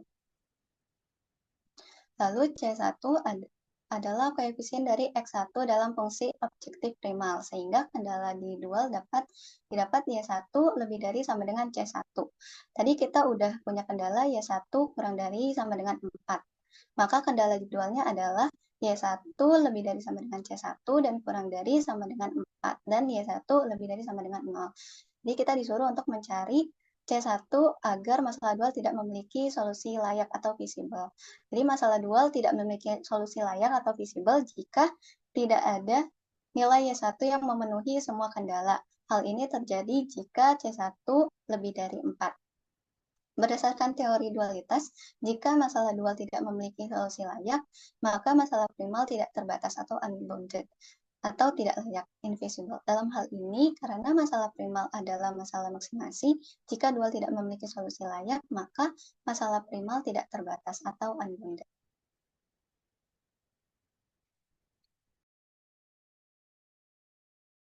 Untuk soal yang kedua adalah kita diminta untuk membuat sepasang masalah primal dan dual, masing-masing dengan 2 variabel keputusan dan 2 kendala fungsional, sehingga masalah primal tidak memiliki solusi yang layak dan masalah dual tidak memiliki fungsi tujuan yang tidak terbatas. Nah, yang pertama adalah primal. Kita misalkan maksimalkan X1 ditambah X2 dengan kendalanya X1 lebih kecil sama dengan min 1, X1 tambah X2 lebih kecil sama dengan 0, dan X1 X2-nya itu lebih besar 0. Nah, kita bisa lihat di sini kontradiksi karena tidak ada nilai X1 yang memenuhi kedua syarat ini. Kesimpulan primalnya itu tidak layak atau invisible. Nah, kalau dalam masalah dual, kita contohnya meminimalkan minus Y1 dengan kendala Y1 tambah Y2 lebih besar sama dengan 1, Y2 lebih besar sama dengan 1, Y1, Y2-nya itu lebih besar sama dengan 0. Kita analisis substitusi dari Y2 sama dengan 1 ke kendala pertama itu menjadi Y1 ditambah 1 lebih besar sama dengan 1. Artinya Y1-nya lebih besar 0. Solusinya masih layak. Di mana Y1, Y2-nya ini adalah M dan 1 dengan M ini lebih besar dari 0. Kemudian fungsi tujuan dual min Y1. Jika Y1-nya tak hingga, maka min Y1 itu berarti min tak hingga. Kalau diindikasi, nilai fungsi tujuan dual min Y1 ini tidak bisa dibuat sekecil mungkin atau mendekati min tak hingga dengan memilih Y1 yang sangat besar. Kesimpulannya, dual memiliki solusi layak, tetapi fungsi tujuannya tidak terbatas bawah atau unbounded. Nah, dari contoh ini kita bisa melihat hubungan primal dan dual atau teori dualitasnya. Jika primal tidak layak, maka dual tidak terbatas atau tidak layak. Dan dalam dual ini, dual layak tetapi tidak terbatas sehingga primal harus tidak layak sesuai masalah yang diberikan. Next.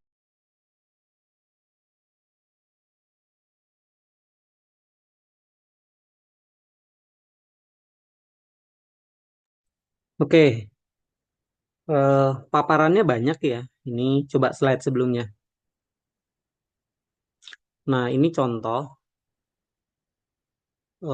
di mana kalau dalam kasus program linier ya, itu kan solusi dari suatu masalah program linier itu bisa tidak punya solusi ya, dan terbatas dan segala macam. Nah, ini konteksnya kalau misalkan primal ini tidak punya solusi, pengaruhnya apa gitu ya terhadap dualnya gitu ya. Nah, ini contoh hubungan primal dual ya dalam teori dualitas tuh yang di biru-biru. Jadi kalau primalnya tidak layak, maka dualnya unbounded, tidak terbatas gitu ya. Nah, ini hubungannya ya. Jadi apa ya? Saling terkait ya. Karena memang sebetulnya kan hanya mengubah, kalau dilihat strukturnya itu mengubah variabel di primal ya.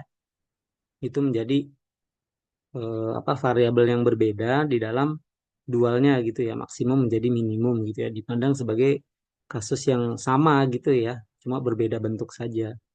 Nah, kayak tadi kan eh, di primal dua, tapi ketika di dual menjadi lebih dari dua gitu kan. Awalnya cuma bisa pakai apa grafis, kemudian ketika di dual menjadi simplex gitu ya. Nah, ini adalah di antara konsekuensi hubungan primal dual gitu ya. Terus slide sebelumnya, sebelumnya lagi. Nah, ini ya, sebentar. Ini contoh masalah dual. Kalau sekedar masalah dual itu Anda bisa mengubahnya langsung ya dalam bentuk sesuai rumus yang di awal gitu ya. Tetapi ketika bicara tentang solusinya, nah ini Anda juga harus bisa menghubungkan ya bahwa antara primal dan dual itu untuk pengaruh solusinya itu juga ada gitu ya. Nah ini contoh yang primalnya dua variabel tapi kendalanya satu variabel gitu ya. Jika satu variabel berarti kan ini primalnya dualnya menjadi satu variabel juga gitu ya. Nah ini di contoh ini ya sebetulnya secara detail ya disampaikan gitu ya, ada di buku juga gitu. Yang penting adalah bagaimana Anda memahami hubungan antara primal dan dualnya gitu. Ya, terus slide sebelumnya lagi, sebelumnya. Nah, ini ya. Jadi kalau proses yang tabel simplex ini secara teknis saja Anda sudah pernah pelajari gitu ya bagaimana mencari solusi dari tabel simplex ya. Bagian ini secara teknis, kalaupun nanti muncul masalah-masalah yang harus menggunakan tabel simplex, Anda bisa review lagi ya bagaimana proses tabel simplex itu untuk mendapatkan solusi. Terus mundur lagi, tadi udah dijelaskan. Tapi saran saya ini Anda cek lagi ya. Jadi dengan cara membaca ulang ya, memahami lagi gitu kenapa angkanya bisa begini gitu ya. Ada model yang direvisi contohnya gitu ya. Nah, ini ketika Anda bicara Proklin dulu kan simplexnya seperti apa, Anda bandingkan kalau memang sudah sesuai ya harusnya ini mudah untuk dipahami gitu ya. Terus sebelumnya ya yang tadi terus ini kan bahas contoh soal ya. Nah ini sama-sama dua ya. Originalnya ini menjadi ini gitu kan. Dua variabel. Kalau dua variabel pakai simplex bisa juga ya. Kalian bisa ya jalan ya. Gimana? Bisa ya dijalankan ya dua ya variabelnya ya. Oke. Sebelumnya lagi. Nah ini. eh jadi di awal materi ini bicara tentang hubungan primal dual ya. Yang paling terlihat adalah jumlah variabel. Ketika jumlah kendala pada primal itu mempengaruhi jumlah variabel pada bagian dualnya gitu ya. Tetapi di sini ada analisis sensitivitas gitu ya. Nah, prinsipnya kan analisis sensitivitas itu kan seberapa kokoh suatu solusi terhadap perubahan yang ada gitu ya. Nah, kira-kira ini yang dijelaskan oleh kelompok ini memberikan gambaran gitu ya, bagaimana solusi yang ada di bentuk dualnya ya, itu pengaruhnya terhadap solusi primalnya gitu ya. Ya oke lah untuk mendalami soal ini memang kalian coba kerjakan soal-soal dari yang sederhana dulu ya, yang ada di latihan soal ini. Kemudian Anda simpulkan dengan teori yang ada di sini, itu hubungan solusinya seperti apa dan analisis sensitivitasnya juga seperti apa gitu ya. Nah ini ada eliminasi Gaussian itu di dalam aljabar linear kan juga pernah gitu ya dipelajari. Jadi bukan sesuatu yang baru gitu ya, tinggal direview saja materinya ya. Nah kalau dari balik ke latihan soalnya deh, yang tadi mau disampaikan. Nah, ini kan latihan soalnya ini ada ini dari buku ngambilnya ya, yang latihan soal ini. Soal ini dari internet, Pak. Oke, kalian udah buat jawabannya belum? Saya udah buat jawabannya yang ini. Oke.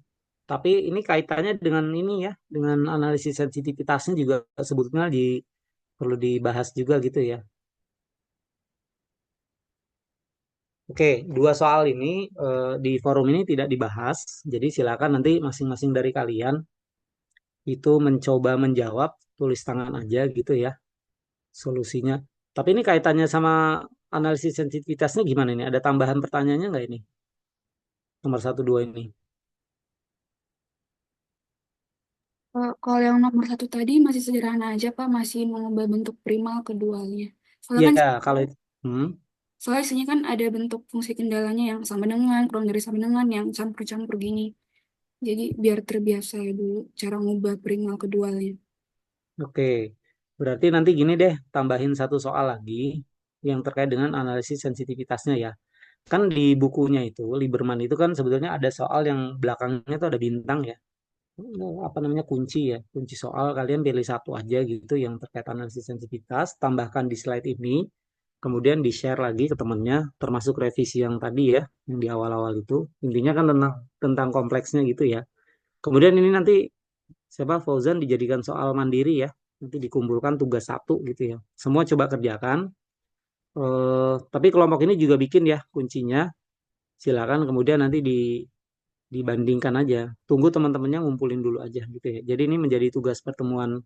Tambahin satu ya, satu hari cukup nih nyari soal tambahan kelompok ini. Kelompok satu ya, yang terkait analisis sensitivitasnya ya. Satu soal, kalian pilih, kalian juga coba cari.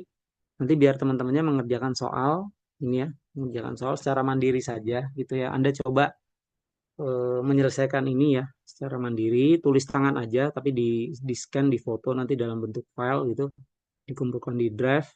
Nanti kelompok ini mencoba menilai gitu ya hasil pekerjaan teman-temannya bagaimana gitu, mana yang kurang, mana yang sudah tepat gitu. Jelas nggak instruksinya ini? Jadi untuk tugas ini kelompok ini ngoreksi gitu ya. Jelas? Ya. Oke, waktunya ya ini udah mau lebaran ya, nggak apa-apa lah.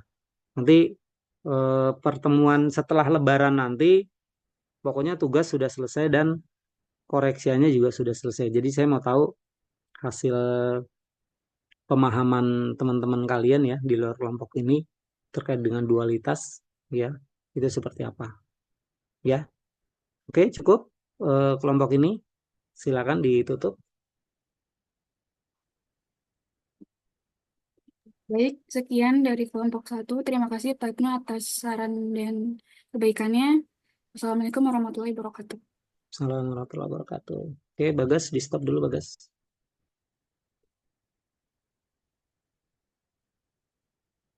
Recordnya tutup dulu.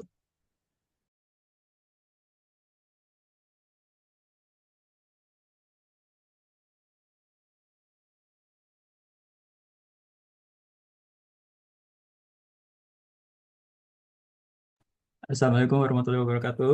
Selamat siang Pak Ibnu dan teman-teman. Di sini kami dari kelompok 8 akan memaparkan materi terkait model optimasi jaringan. Next. Anggota kelompoknya di sini ada Bagas dengan NIM akhiran 63, saya Hilman dengan akhiran NIM 36, dan Elvin akhiran NIM 29, terakhir Muhammad Ryan akhiran NIM 66. Sebelumnya saya izin bertanya Pak Ibnu, ini untuk materi masalah transportasi perlu dibahas atau langsung ke optimasi jaringannya aja, Pak? Oh, ntar dulu, saya lihat dulu. Enggak, saya baru lihat ininya ya. Sorry. Jadi e-booknya dibuka coba. E-book Libermannya dibuka.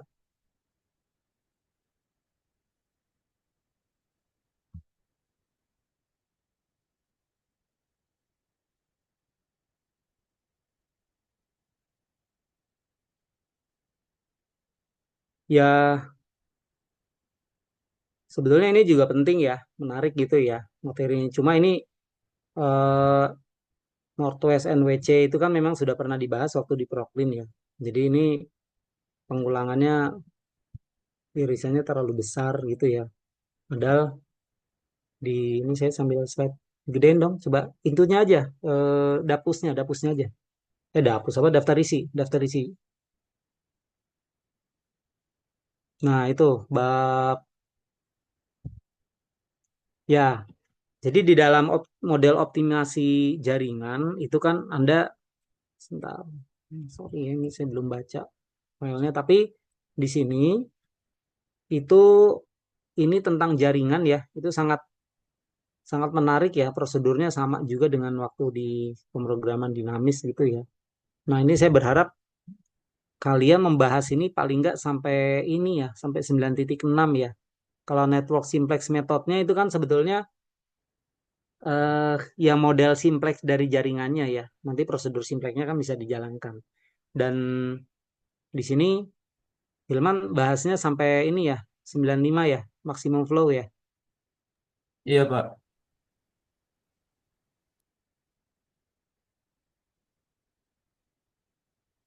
Ini kok transportasi do, sorry, sebentar, shortest.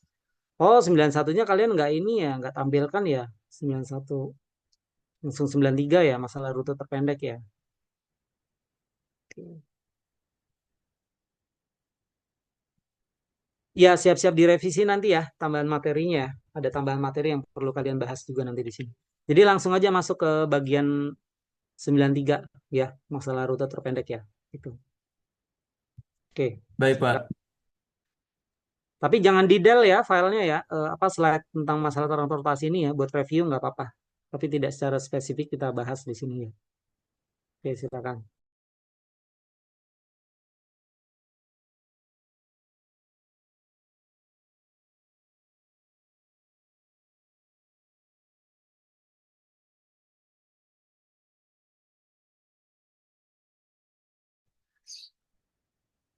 eh di sini untuk materi bab 9 untuk optimasi ada 93 yaitu the shortest path problem. Poin pertama itu untuk algoritma untuk masalah jalur terpendeknya itu ada 4 poin. Yang pertama itu ada tujuan dari iterasi ke n-nya, yang dimana untuk menemukan simpul ke n yang paling dekat dengan asal. Kedua itu ada masukan iterasi ke n, yang dimana dapat ditulis dengan n-1 simpul terdekat ke titik asal dan termasuk jalur terpendek dan jarak dari titik asalnya. Yang ketiga itu ada kandidat untuk simpul terdekat ke n. Setiap simpul yang telah terpecahkan yang terhubung langsung dengan satu atau lebih simpul yang belum terpecahkan memberikan satu kandidat, yaitu simpul yang belum terpecahkan yang memiliki link penghubung terpendek. Yang keempat itu ada perhitungan untuk simpul terdekat ke n, yang dimana untuk setiap simpul yang telah terpecahkan beserta kandidatnya, tambahkan jarak antara mereka dengan jarak jalur terpendek dari asal kesimpulan telah terpecahkan tersebut. Kandidat dengan total jarak terkecil akan menjadi simpul ke n yang paling dekat. Di sini ada gambar 9.1, yaitu the root system for Sirvada Park. Yang tabel keduanya itu ada applying the shortcut path algorithm to the Sirvada Park problem ya.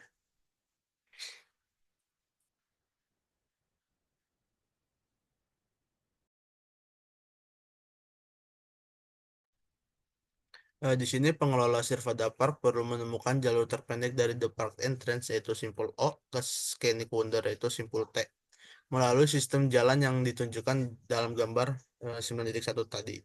Dengan menerapkan algoritma di atas, diperoleh hasil yang ditunjukkan dalam table 9.2, yang dimana kolom pertama itu adalah menunjukkan jumlah iterasinya, kolom kedua itu untuk mencantumkan simpul yang telah terpecahkan untuk memulai iterasi saat ini setelah menghapus simpul yang tidak relevan.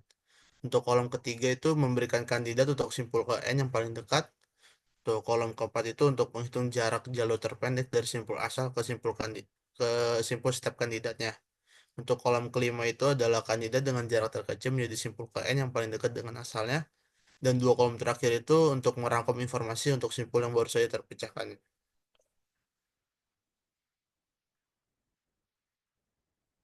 Kemudian kita hubungkan langsung dengan kolom-kolom dalam table 9.2 dengan kerangka algoritma yang telah kita uraikan tadi. Yang pertama kita masukkan untuk iterasi ke n diberikan oleh kolom kelima dan keenam dari iterasi sebelumnya. Yang lalu kita simpul-simpul yang telah terpecahkan pada kolom kelima kemudian dicantumkan di kolom kedua untuk iterasi saat ini. Setelah menghapus simpul yang tidak lagi terhubung langsung dengan simpul yang belum terpecahkan. Yang ketiga itu kandidat untuk simpul ke n yang paling dekat dicantumkan di kolom ketiga dari iterasi saat ini. Untuk yang keempat, perhitungan simpul ke n yang paling dekat dilakukan di kolom keempat. Dan yang kelima adalah untuk hasil perhitungannya dicatat dalam 3 kolom terakhir untuk iterasi saat ini. Setelah semua langkah dalam tabel 9.2 selesai, jalur terpendek dari tujuan T ke asal yaitu simpul O dapat ditelusuri kembali melalui kolom terakhir pada tabel tersebut. Di sini ada dua alternatif jalur terpendek, yaitu yang pertama ada dari T ke D, D ke E ke B, B ke A ke O. Yang kedua itu ada T ke D, D ke B, B ke A ke O. Sehingga jalur terpendek dari asal ke tujuan yang diidentifikasi adalah yang pertama itu ada O ke A ke B, B ke E ke D, D ke T. Yang kedua itu adalah ada O ke A ke B ke D, D ke T. Yang dimana kedua jalur memiliki total jarak sejauh 13 mil. Selanjutnya ada the minimum spending tree problem. Di sini untuk the minimum spending tree problem saya jelaskan menjadi 3 poin. Yang pertama itu kita dapat diberikan simpul-simpul dalam jaringan tanpa links tetap. Sebagai gantinya terdapat links yang potensial dengan panjang positif tertentu jika dimasukkan ke dalam jaringan. Yang kedua itu tujuan dari desain jaringan ini adalah kita memasukkan cukup banyak links agar terdapat jalur antara setiap pasangan simpulnya. Dan untuk tujuan utamanya adalah memastikan bahwa jaringan tetap terhubung dengan total panjang links minimum. Dalam jaringan dengan n simpul, hanya dibutuhkan n-1 links agar setiap pasangan simpul terhubung.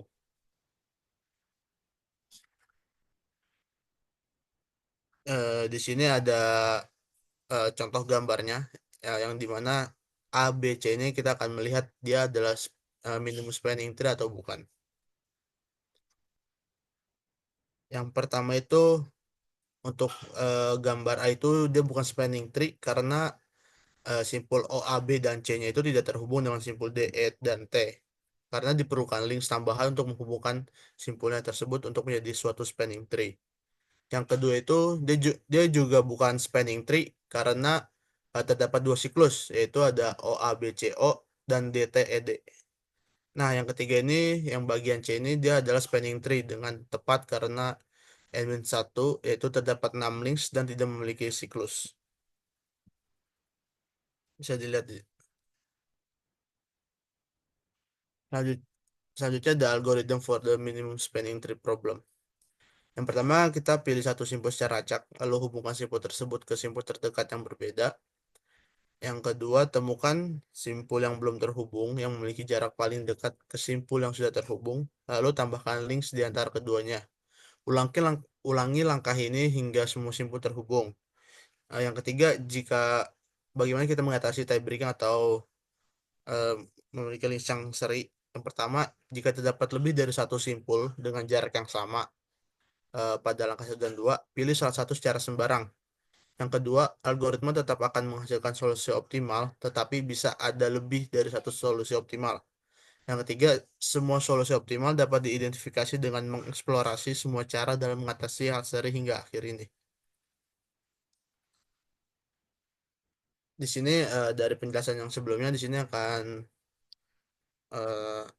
untuk sedikit gambaran, yaitu manajemen Sirvada Park perlu menentukan jalan mana yang harus dipilih untuk memasang jalur telepon agar semua stasiun terhubung dengan panjang kabel minimum. Di sini ada gambar yang di 9.1 tadi. Di sini kita pilih simpul O secara sembarang sebagai titik awal kita. Simpul yang belum terhubung dan paling dekat dengan O itu adalah simpul A.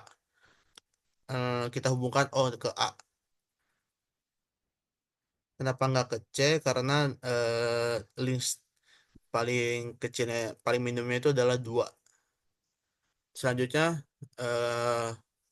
simpul yang belum terhubung dan paling dekat dengan simpul O atau A itu adalah simpul B. Lalu kita hubungkan simpul B ke simpul A. Kenapa nggak ke D? Karena yang D ini memiliki nilai 7, sedangkan yang ke B itu memiliki nilai 2, sehingga ke B adalah solusi yang paling optimal ya.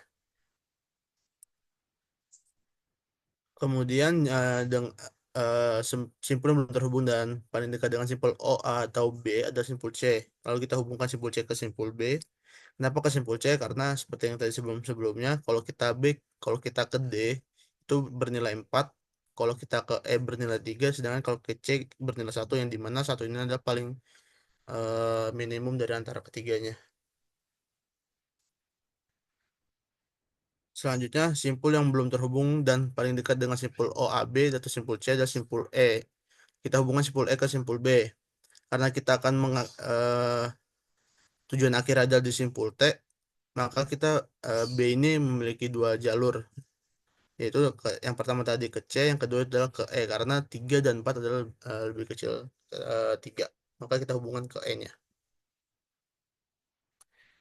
Kemudian simpul yang belum terhubung lagi dan yang paling dekat dengan simpul O, A, B, C, dan E adalah simpul D. Kita hubungkan simpul D ini ke simpul E.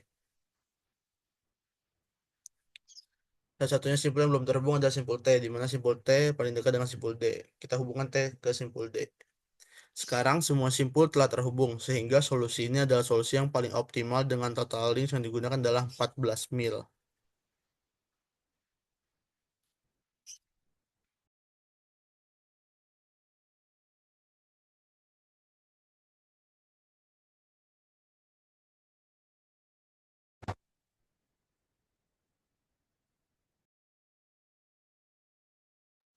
Selanjutnya ada the maximum flow problem.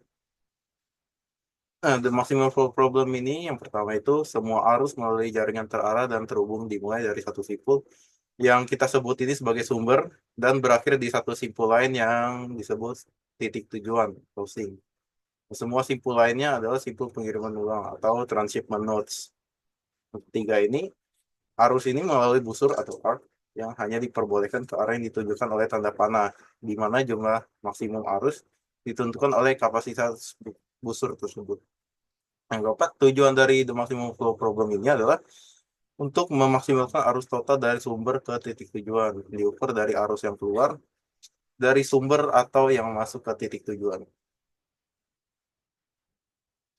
Nah, ini selanjutnya ada algoritmanya untuk the maximum problem ini. Yang pertama itu kita cari jalurnya, jalur augmentasi disebutnya dari sumber ke titik tujuan dalam jaringan residual yang memiliki kapasitas residual positif pada setiap busurnya. Yang kedua ini kita temukan kapasitas residual minimum pada jalur ini dan tingkatkan arus sebesar tersebut. Nah, yang ketiga ini kita kurangi kapasitas residual pada jalur yang dipilih dan tambahkan kapasitas residual pada busur yang berlawanan atau arah yang berlawanan. Kemudian kita ulangi proses ini sampai tidak ada lagi jalur augmentasi yang tersisa. Nah, selanjutnya untuk pengaplikasiannya itu, di sini kita punya bentuk problemnya dari share pada Pak. Ini dari O ke A itu harusnya 5, O ke B dia 7. Terus untuk arah berlawanannya dia semua ini 0.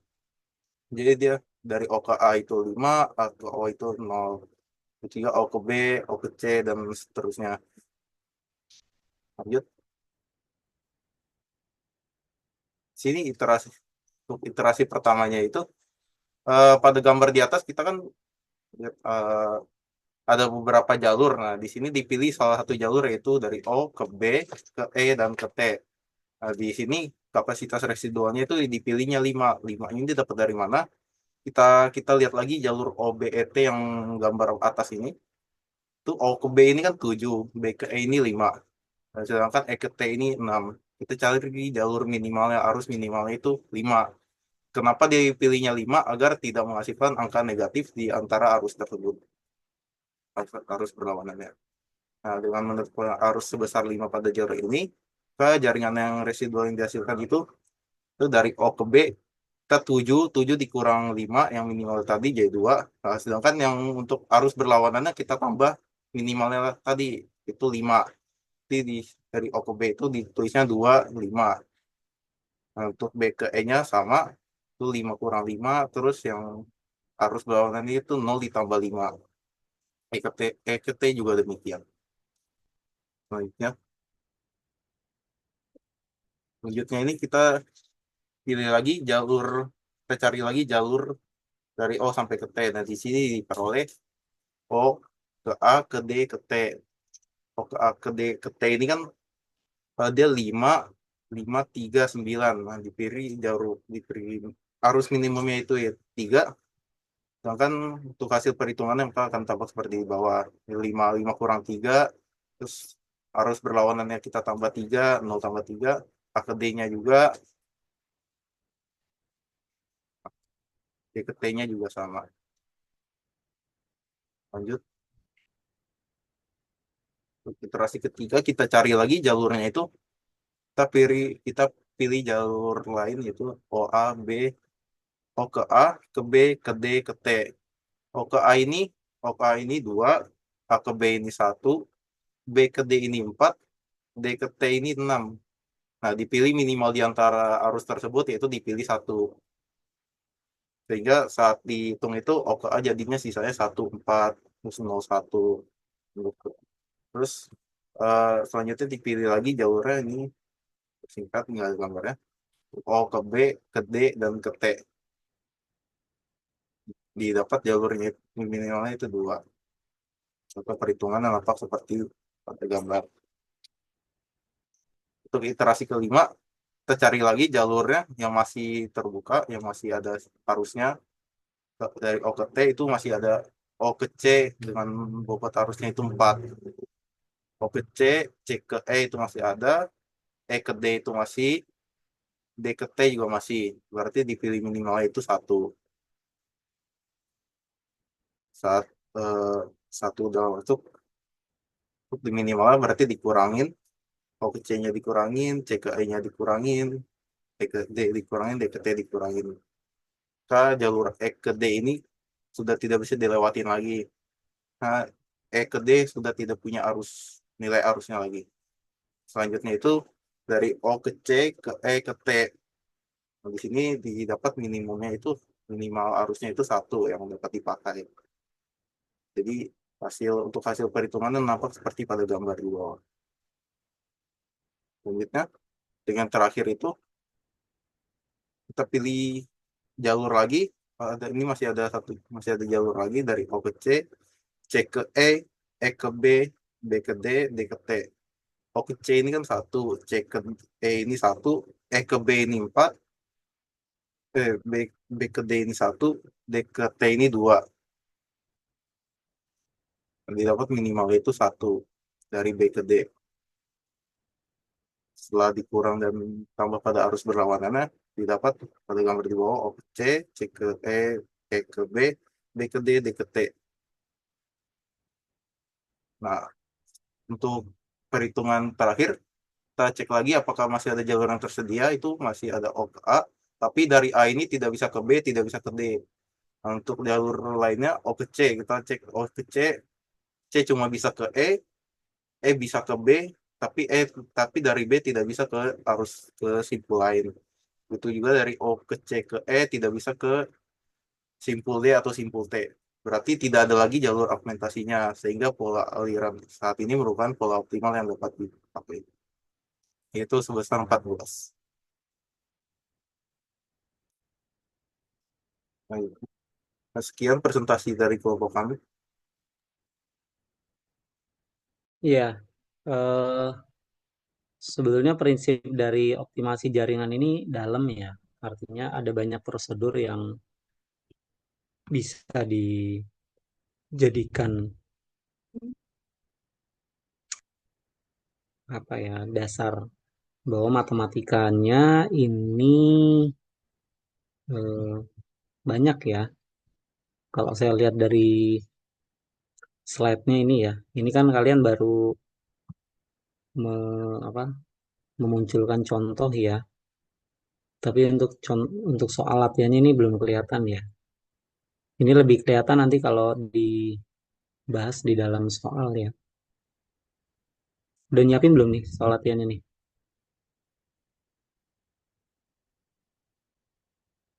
Udah ada belum soalnya? Apa belum, Pak? Belum ada. Belum. Oke.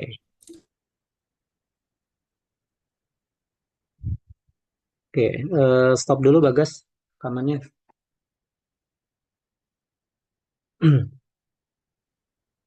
Di stop dulu.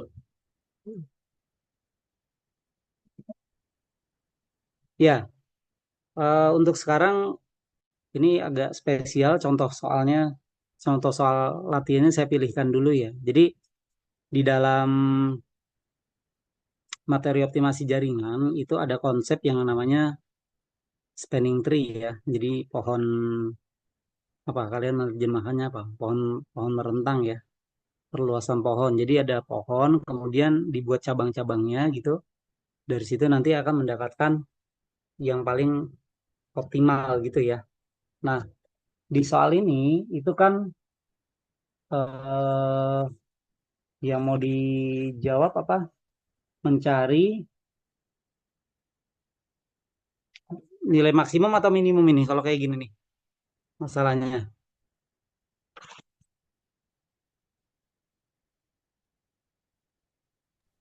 Minimum, Pak. Paling minimum, oke. Mana ya kata-katanya sih? Oh ya minimum ya, minimum. Nah, ini kan jaringnya saling ini ya berkaitan satu sama lain ya, ada simpulnya segala macam. Nah, kita coba sekarang kalau mulainya dari nomor satu, ya, menurut dari apa yang tadi kalian jelaskan, coba tulis simbol satu gitu.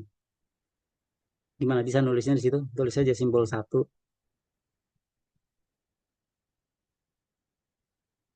Ya, simbol satu dihubungkan kemana kalau menurut spanning tree? Kelima, Pak. Oke, tulis satu strip 5. Jaraknya berapa? 0,7, Pak. Tulis 0,7. Oke, setelah kita dapat 1 dan 5, menurut spanning tree, selanjutnya apa yang dilakukan? Cari simpul terdekat dari eh, simpul limanya dengan nilai yang paling minimum, Pak. Satunya bagaimana? Yang satunya juga masih terkoneksi pada dari antara satunya juga. Iya, Tadi cari yang paling minimumnya. iya. Jadi artinya satu satu itu kan terhubung dengan 2 sampai 8 ya, kecuali 5 kan ya. 5 juga terhubung dengan 2 sampai 8 kecuali 1 gitu kan ya. Jadi dari sisi 1 cari yang minimum, dari sisi 5 cari minimum, kemudian ya cari yang paling minimum di antara keduanya gitu kan ya. Berapa hasilnya? Bisa nggak?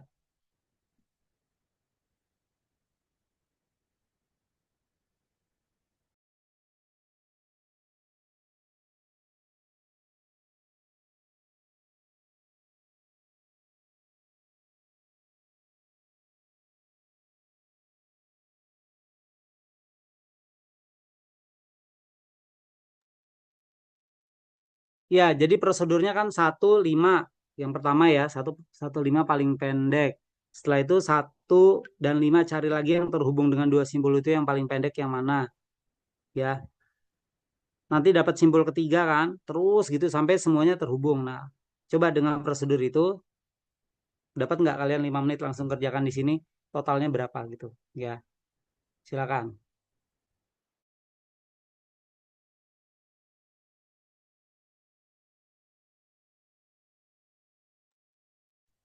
Selanjutnya dari 5 ke 4, Pak. Dengan bobot 0,7.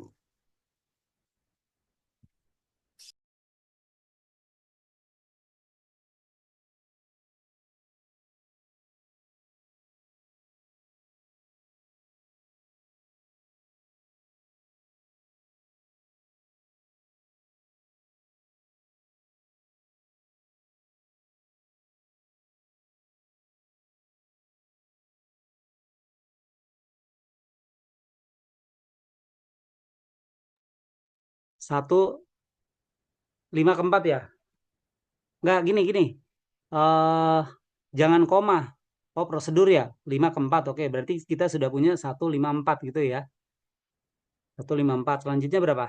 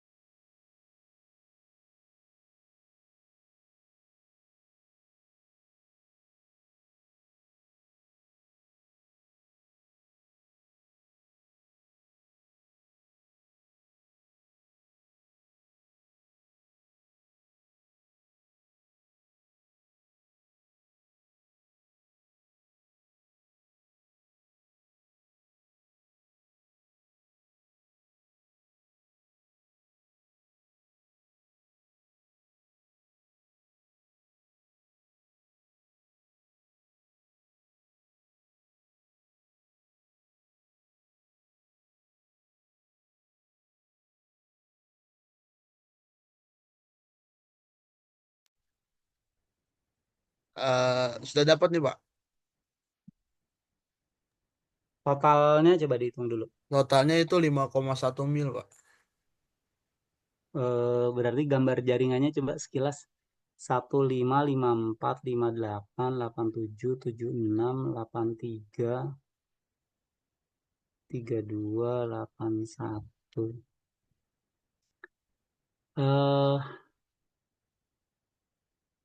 Kan gini ya, ketika di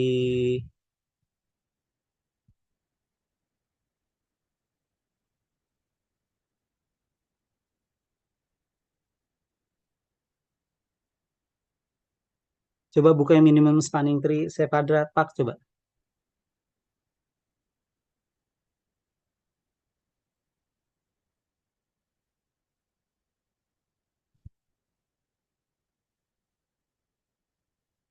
Nah, itu ya. Jadi kan dia mulai dari nol ya. Kalau ini kan sebetulnya kita punya simpul awal dan simpul akhir ya. 0 ke T. Jadi mulainya dari nol gitu kan. Cari yang paling pendek. Mana? Yaitu si A gitu kan. Next coba.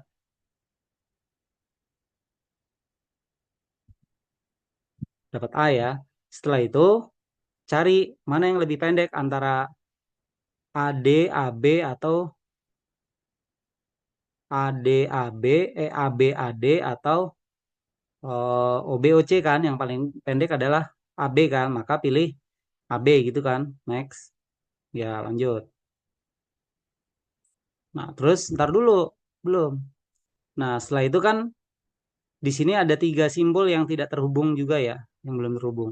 Jadi AD cuma satu, AD cuma satu, B itu terhubung dengan 3 ya.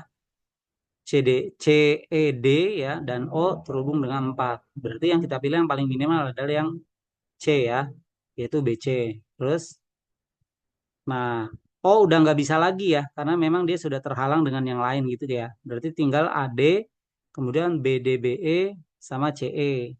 Nah, yang paling pendek adalah yang BE kan. Lanjut. Nah, setelah itu C udah nggak bisa lagi, sisa AD, BD, ED, sama ET kan. Nah, yang terpendek kan ED ya, maka pilih ED.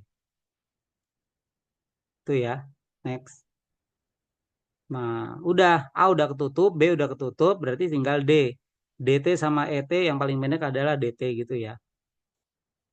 Nah, udah dihitung sekitar itu ya. Nah, tapi kalau konteks yang tadi, mana soal tampilan tadi?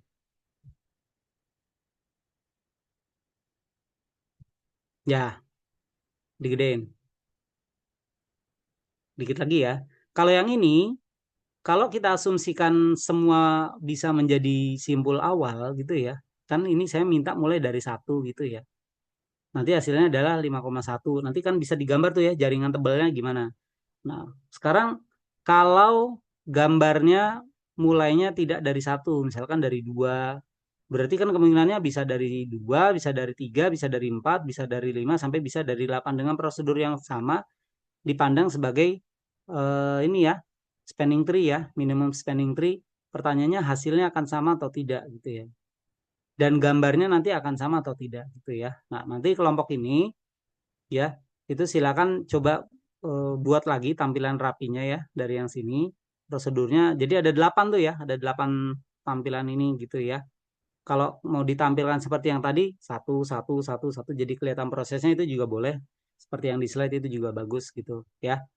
Nggak apa-apa ya, kayak gitu. Oke, untuk saya nanti revisiannya seperti itu. Nah, kalian juga nanti siapkan soal ya. Kan topiknya ada berapa? Spanning tree gitu ya, lintasan terpendek, aliran maksimum minimum. Nah, itu masing-masing. Bentar, itu dibahasnya sampai 9 yang aliran biaya minimumnya belum ya berarti ya? Ya, belum, Pak. Belum ya. Nanti kalian bikin satu lagi ya, slide itu ya. Slide satu lagi. Kan kalau di bab berapa tuh? Bab 10-nya itu ya. Berarti kan tentang sorted path problem ya, masalah lintasan terpendek, spanning tree, terus flow problem, sama minimum cost flow problem. Ini sebetulnya nanggung ya, bagian simplexnya itu sebetulnya kalau kalian mau tambahkan itu di dalam slide itu juga boleh. Nah, nanti masing-masing, ini kan soal yang dari saya yang saya pilihkan ya. Kalian pilih saja satu-satu soal ya. Kemudian apa namanya? Slide-nya direvisi biar dibaca oleh teman-temannya. Nah, nanti yang lain itu mencoba mengerjakan soal-soal yang sudah kalian pilih gitu. Kalian tapi juga buat kuncinya gitu ya. Jadi nanti polanya hasil dari pekerjaan teman-temannya dilihat aja gitu ya. Kalau mau gampang tulis tangan juga boleh di scan di PDF gitu juga boleh gitu ya. Pokoknya diatur jawabannya PDF aja gitu ya. Berarti hari ini Fauzan ada 2 tugas besar ya dari kelompok dualitas dan dari kelompok optimasi jaringan. Waktunya sampai nanti setelah liburan nanti gitu ya. Jadi paling enggak kalian punya bayangan dan sebetulnya ada bagian dari optimasi jaringan ini yang apa lintasan terpendek ya.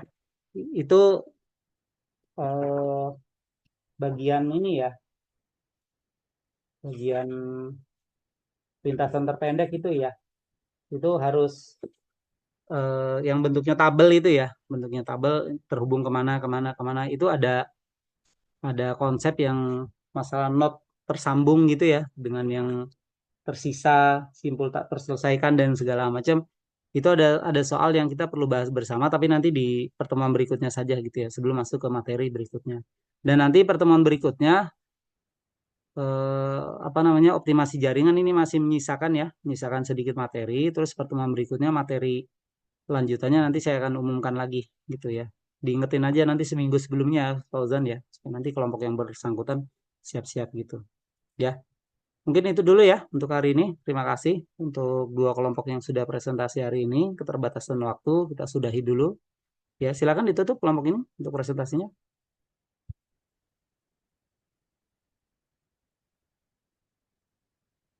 Sekian presentasi dari kelompok kami, kurang lebihnya mohon maaf. Wassalamualaikum warahmatullahi wabarakatuh. Assalamualaikum warahmatullahi wabarakatuh. Ya, Bagas dimatikan dulu recordnya.